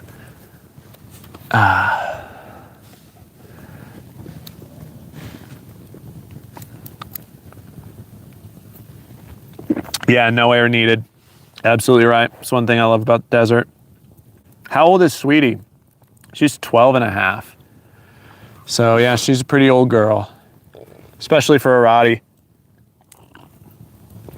We talked about this in the last live stream. I don't know what kind of genetic lottery I hit with Sweetie, but I've just been so lucky And I'm so thankful for how healthy she is in her old age. Like 12 and a half, you guys. I really want to drill this home for you, for all you people that really care about Sweetie and love seeing her in videos and stuff.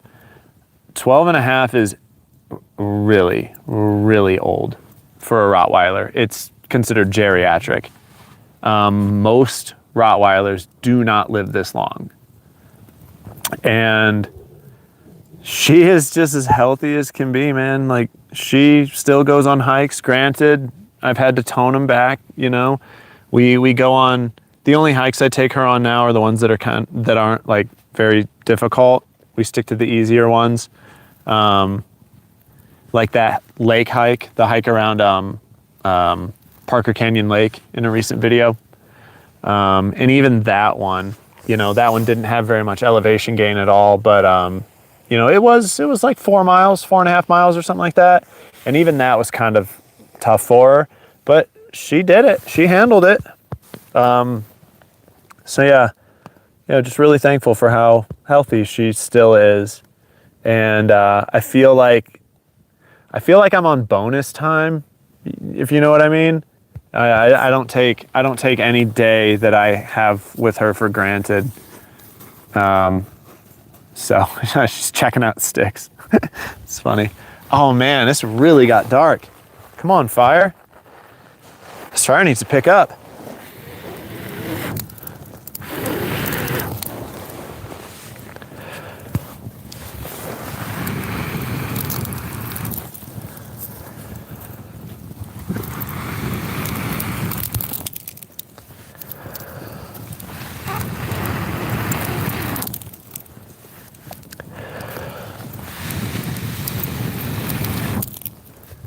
I think I kind of built this fire stupid, and I think I'm starving it of air. I think I have too many logs on the fire. But I don't have a good way to move some logs off. Let's see if I can open this fire up so we can get some air in there. Come on. Gonna have to mess around with it a little bit.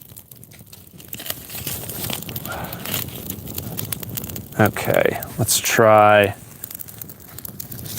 this a little bit.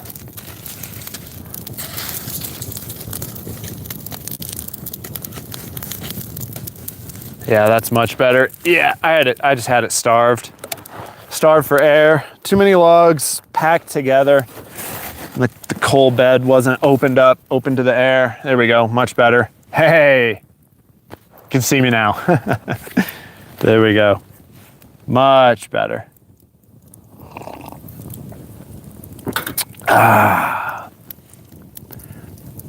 Feeding Sweetie peppers helps. Is that true? I mean, I read that bell peppers are really good for dogs, and whenever, it's so funny, I can't take a bell pepper out of the fridge without that dog going on alert, you know? And as soon as I start cutting that thing up, she's just like, huh? You know? And I always give her some. She loves them so much.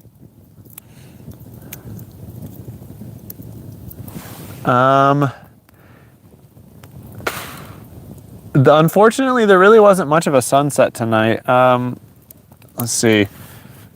Asked to face to the west. Let's see what this looks like. Because I wanted to have the mountains, you know, toward the west in the frame.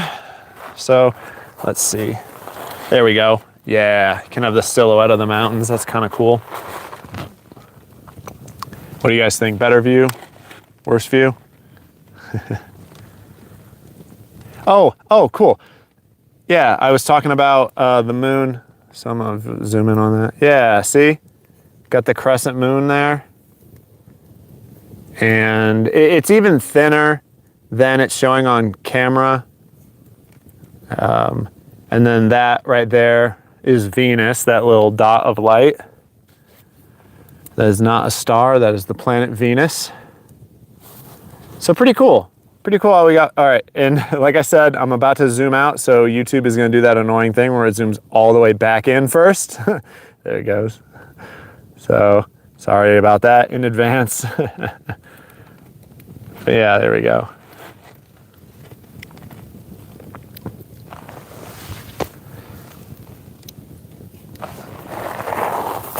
Okay, there we go.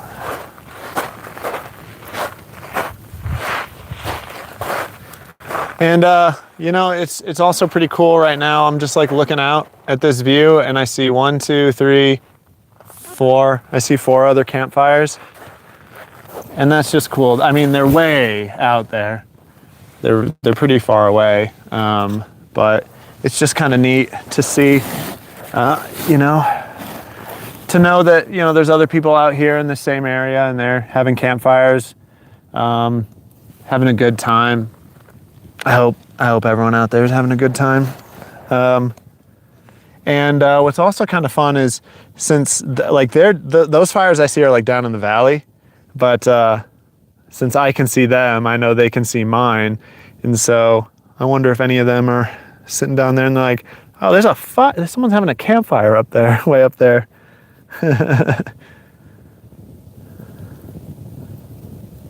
Poke holes in the ember pile at the bottom. You know, oh, okay. Interesting. Okay, I like the tip. I like that tip. I didn't know about that, but it makes perfect sense because you're letting oxygen get to those hot embers in the bottom, right? I need a stick.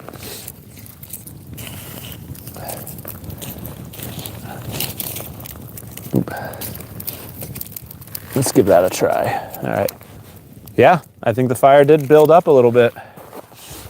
Cool.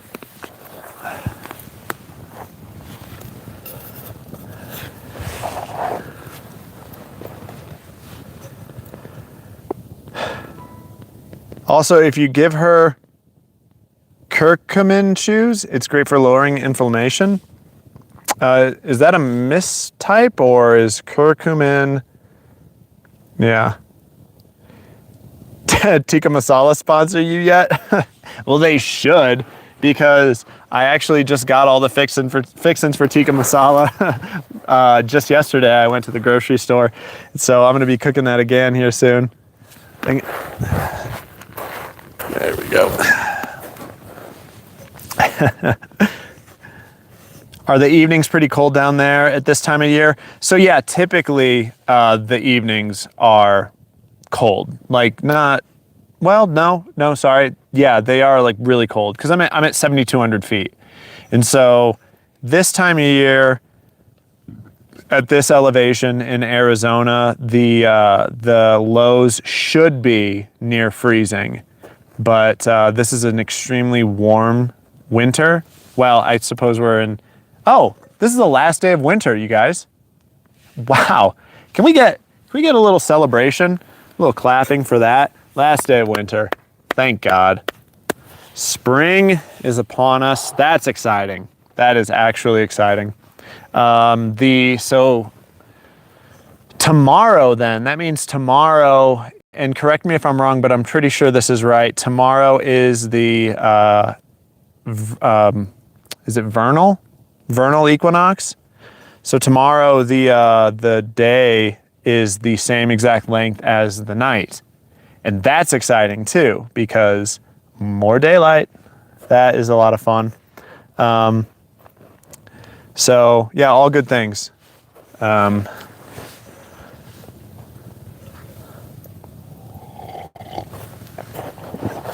Turmeric works wonders for inflammation. So I do have, sweetie, on a supplement that has turmeric in it. So yeah, I know about the anti-inflammatory properties of turmeric, and so yeah, she's got a number of supplements that I've got her on that I started her on last year. Glucosamine is one, and then there's another one called Jope, and yeah, so any scorpion sightings? No, thankfully not. I typically, so when I'm in the desert, a lot of times it's pretty often that when I raise my stabilizer jacks up and I take the blocks out from under my stabilizers, that there will be a scorpion under them, and not like a big one. It'll be like a little tan scorpion, you know, just a little guy. But that's pretty common. But this year, none so far. And I say so far because there's still time.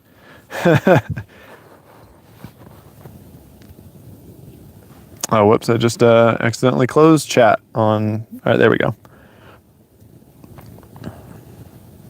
The firelight is looking cool. Well, good, thanks, Matt. I'm glad it's looking cool.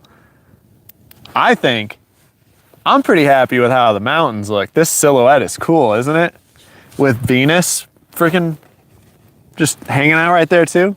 That's pretty cool. I like that a lot. That's fun.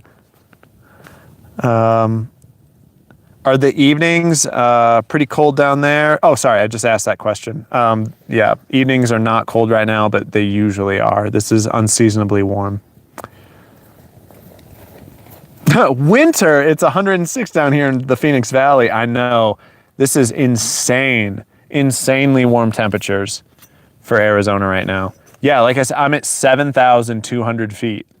And the high was over 80 degrees. Insane. Super XNMX fan, I'm late to your chat, sorry. Heard your 24 degrees Celsius question. My mom taught me about 55 years ago. Take the 25 degrees, double it to get 48, and then add 30 and you get 78. You'll be close, not perfect. Yeah, I think someone said kind of the same thing earlier. Double it, add 30, and you're like close. And I like that because that's, yeah, you're like in the ballpark because, yeah, like plus or minus 5 degrees Fahrenheit, close enough, right? So cinnamon is also a good anti-inflammatory. Interesting. Geeka Hurts, hey, how's it going, man? Good to see you. Good to see you in the chat. Glad you're able to join. Evening, folks, and the Fate Unbound crew. So I have a question for you guys, and I've posed this to, you know, yeah, the Fate Unbound community or crew or whatever before. Something that I've always been really envious of other channels is that they have these like really catchy names for, you know, their viewers and stuff. But I've never been able to think of something that sounded good for Fate Unbound. And so if anyone has any cool suggestions, let me know. Glucosamine is super good for humans too. Definitely makes a positive difference. Okay, well maybe I should start dipping into Sweetie's supplements too.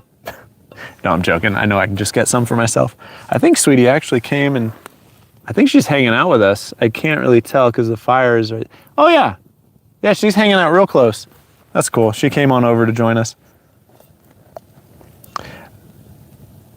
Ken Seeley, 3761 with the $20 super chat. Thank you so much. Cheers, brother. Been watching you for quite a while. Really enjoy the LS live stream this evening. Awesome. Thanks, Ken. Cheers, brother.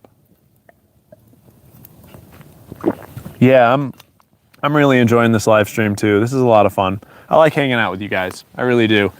The live streams that's always been something that I enjoy. Cinnamon for dogs in low dosages. Okay.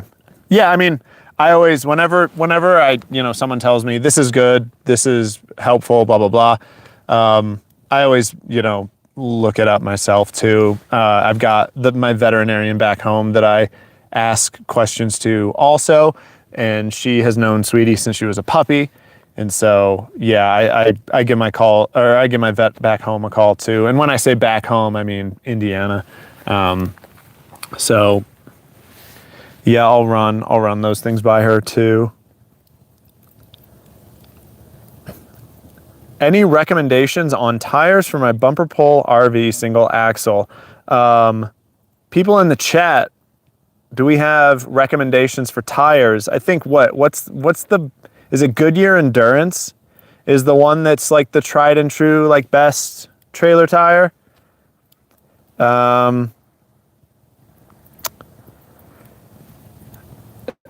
So I'm going to be honest, I don't put Goodyear Endurance tires on my travel trailer because I've never had an issue with just standard ST trailer tires, but I religiously check my air pressure before every single trip. I check the tire pressure on my trailer and on my truck. And like, it might sound silly, but that's like the number one thing you need to do, because heat kills tires. And if your tires are underloaded or they have low tire pressure, it's going to generate more heat in them. And also if you overload your trailer, that's going to generate more heat in them too, make them more prone to blowouts. And my trailer, one of the things I love about my trailer is it doesn't have any slides. Slides are very heavy. And so the fact that my trailer doesn't have any slides means that it has just an insane amount of cargo capacity.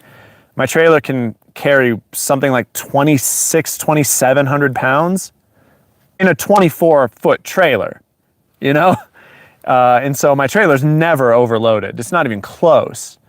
And so I never have had to worry about possibly having blowouts or anything. And so that's why I don't buy like the best of the best trailer tires. I don't buy Goodyear Endurances because I don't need to, you know, I can get by on some cheaper, just like regular ST trailer tires.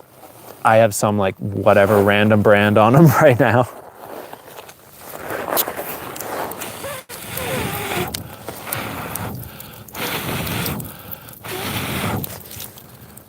All right.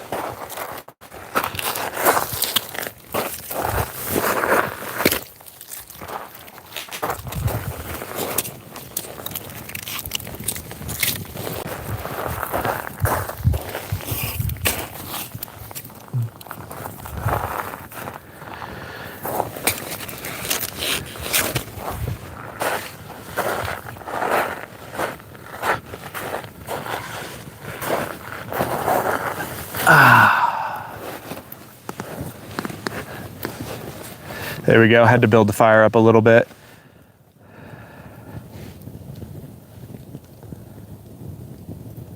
Capsaicin is another wonder ingredient contained at some level of all peppers.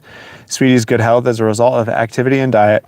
Yeah, I've always been very like Rotties are also prone to joint issues, and so I've always been very.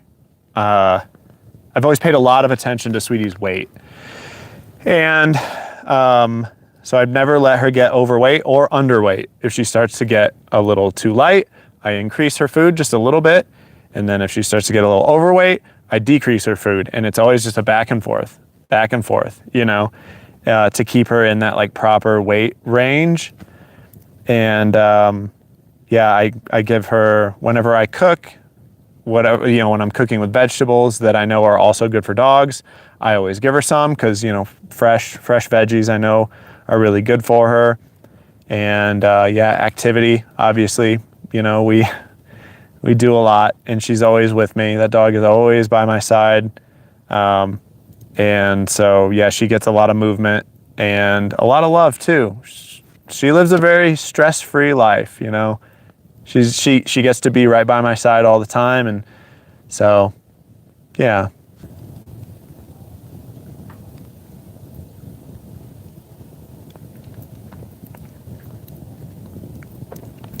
Has Sweetie ever got into the cactus and got them all into her paws?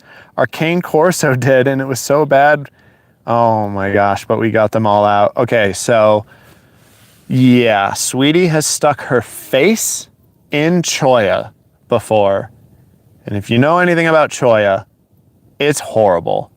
Choya has reverse barbs on the ends of the needles, and so they slide in really easily, but when you try to pull them out, the barbs dig in and they're really difficult to get out. And so yeah, there was one time where Sweetie had them like all on her muzzle, a bunch of Choya, but yeah, we got them all out. But yeah, that was rough.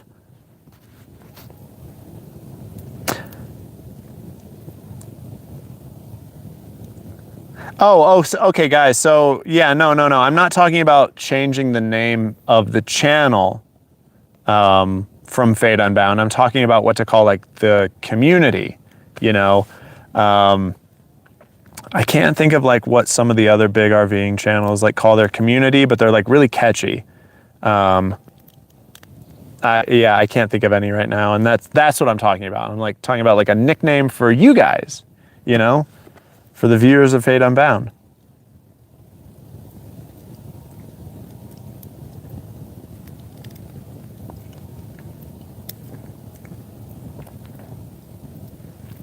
I thought you were from Seattle. No, I'm not from Seattle. I'm from a city called Fort Wayne, Indiana, and it's like tucked up into the corner of Northeast Indiana. It's only like 40 minutes from Ohio and like 45, 50 minutes from Michigan.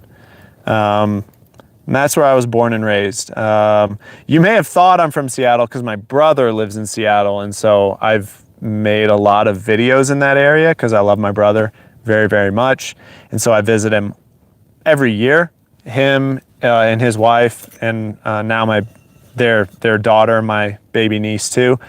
And so yeah, I spend a lot of time in the Seattle area because I love my family very much, and so I can understand why, you know, you may have thought I was from Seattle, but I'm not. I'm not.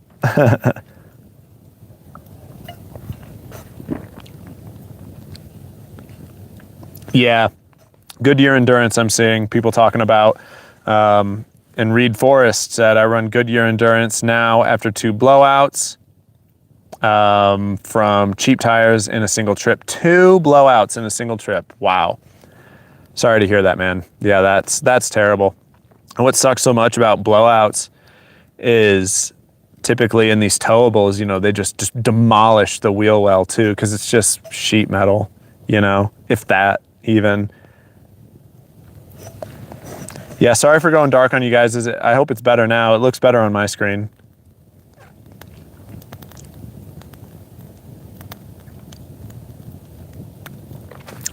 If the cheap tires are good enough for David, they're good enough for me. I'll definitely didn't want to spend Goodyear money. Yeah, Goodyear Endurance. I've always heard that those are the best of the best. If you get the cheaper ST trailer tires, and I keep saying ST because that's like the terminology for just like standard trailer tires. Just make sure that, so there's 3 things you got to be aware of. If you do this, you shouldn't really have any problems. First, always keep them properly inflated. Check the tire pressure before each trip. So that's the biggest thing. Second, don't overweigh your trailer. Keep your trailer under the maximum like payload capacity, or, you know, cargo capacity, sorry, that it's called in trailers. If you overweight your trailer, you're probably going to have blowouts. And then third, make sure you know what your trailer tires are speed rated to, and don't go over that speed. If you go over that speed, you're going to generate too much heat in that tire than it can handle, and you're probably going to have a blowout. So those 3 things: air pressure, don't overload your trailer, and don't overspeed your tires. And you should be fine. But Goodyear Endurances are nice because they're just a better tire, and so you have more tolerance for all of those 3 things.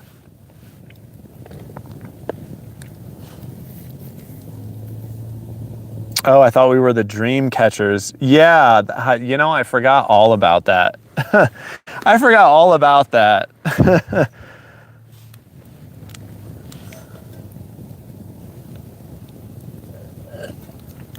It's on our sweatshirts. It is. Yep. Yeah, that's true. The Fate Unbound logo. Yeah, I forgot all about that.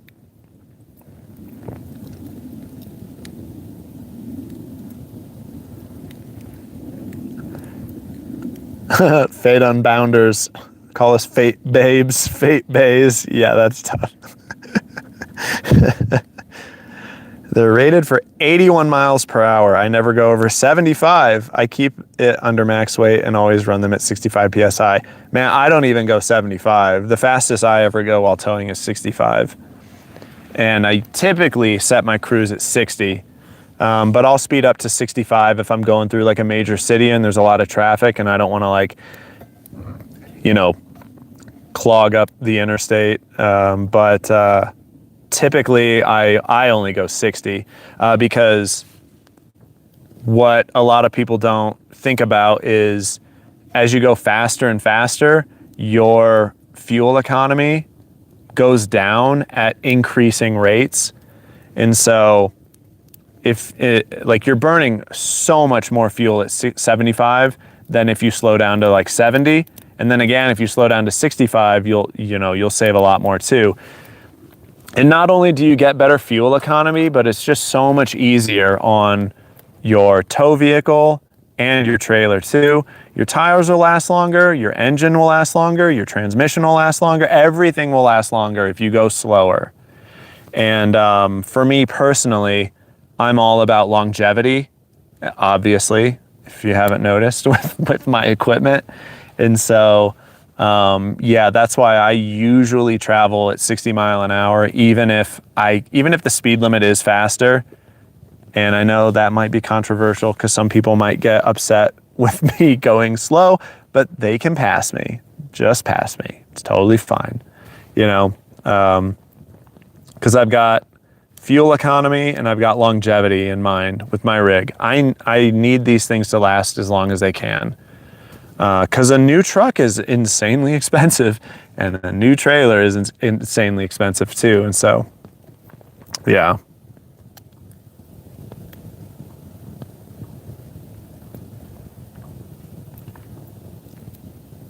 Well, Delta, I thought you said you have a Class C RV. We're talking trailer tires.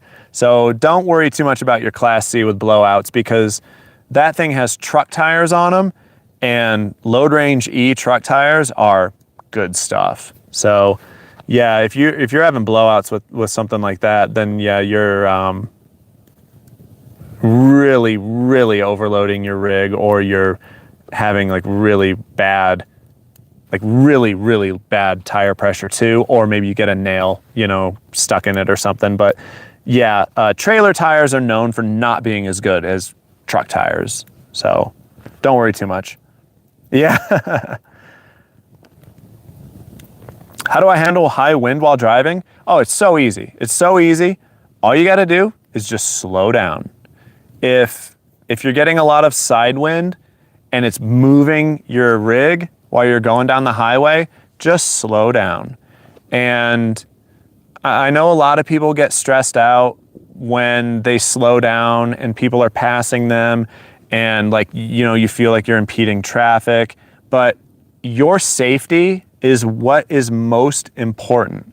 So if there's really high side winds and it is not safe for you to go the speed limit, slow down and everyone can just deal with it, because it's just not worth losing control and getting in what could be a fatal accident.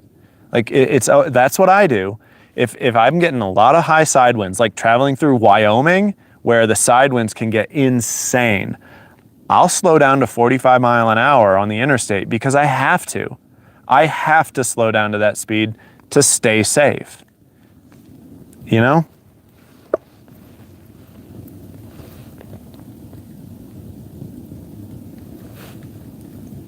Ever thought of putting a bigger fuel tank on your truck? Nah, I don't need a bigger fuel tank because it works out pretty well. After about 3 hours of towing on the interstate, I have to pull over to fuel up. And 3 hours is actually, it's kind of perfect because that's when I start to get a little hungry, or I need to use the bathroom, or Sweetie needs to use the bathroom, or Sweetie's hungry, or I got to get water for the rabbits, And so 3 hours is like the perfect amount of time. It works for just all of our rhythms really well. So I just don't need a bigger fuel tank. No, I don't have a weight distribution hitch, and that's because my truck, I just have way more truck than I have trailer. And so I've got a 3/4 ton diesel truck, and my trailer only weighs 6,000 pounds loaded. That's fully loaded. It only weighs about 6,000. All of the water, everything. So I just don't need it. It's a dual axle trailer too. and that helps a lot with stability going down the highway. So yeah. But like if I had a non-diesel pickup, or if I had like a 1500, well, I wouldn't even recommend towing my trailer with a 1500, but sorry, I take that back. The newer 1500s are a lot more capable than my year of truck 1500s. I would certainly have a weight distribution hitch with sway control in that situation.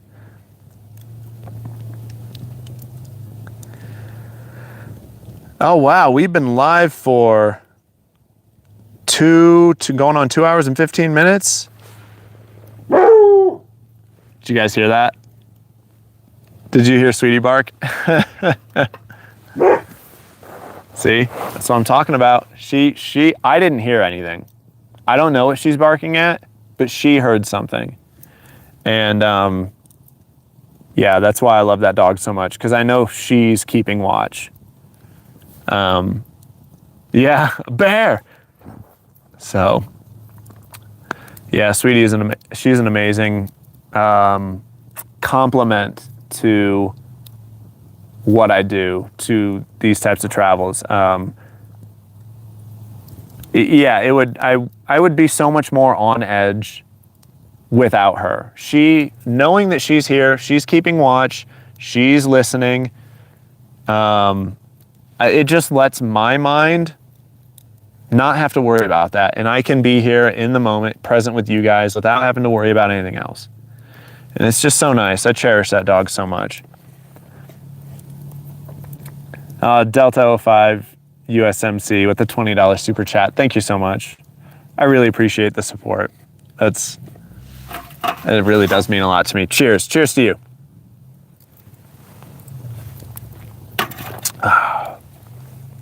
Yeah, it could be a coyote. I actually saw a couple of coyote yesterday while I was riding my ATV around these cinder hills. I actually saw a couple coyote. They were really small, you know, probably only 30, maybe 40 pounds.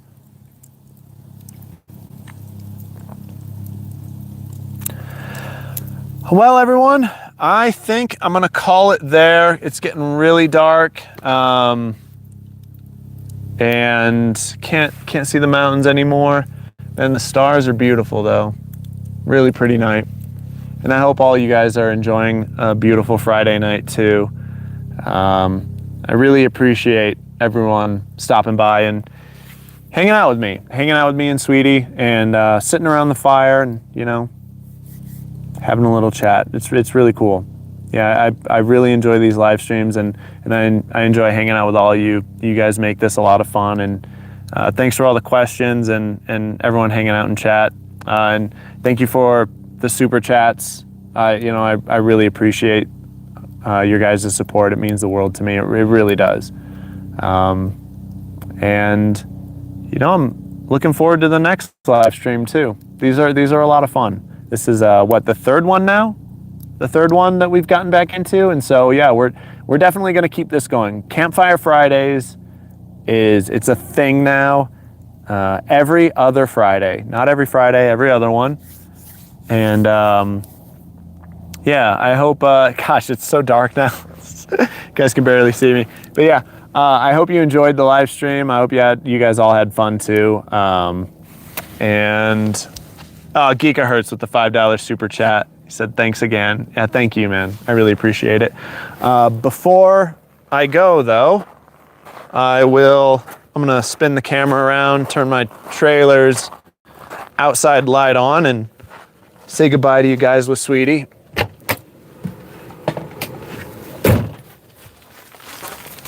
Just give me a second.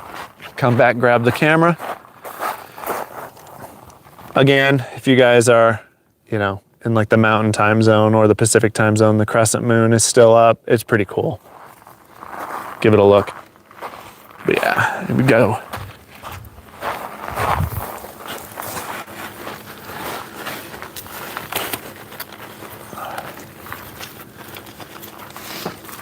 Sweet girl. Hey. Come here. Sweet pea. Come here. All right. All right, sit. Thanks again, you guys. Thanks for hanging out with me. It was a lot of fun. I really enjoyed this tonight. And yeah, looking forward to the next live stream. The next video is gonna go out either Sunday or Monday. So keep an eye out for that. And it's the first video here in this campsite. So you'll get a lot of good, views of this whole area. You know, I put the drone up, it's beautiful. It's so beautiful.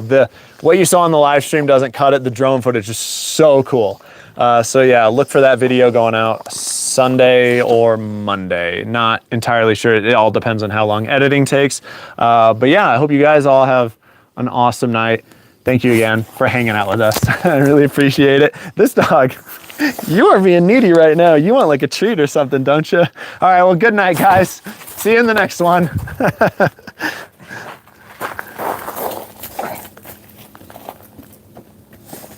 Sweet girl. Can you speak? Boo.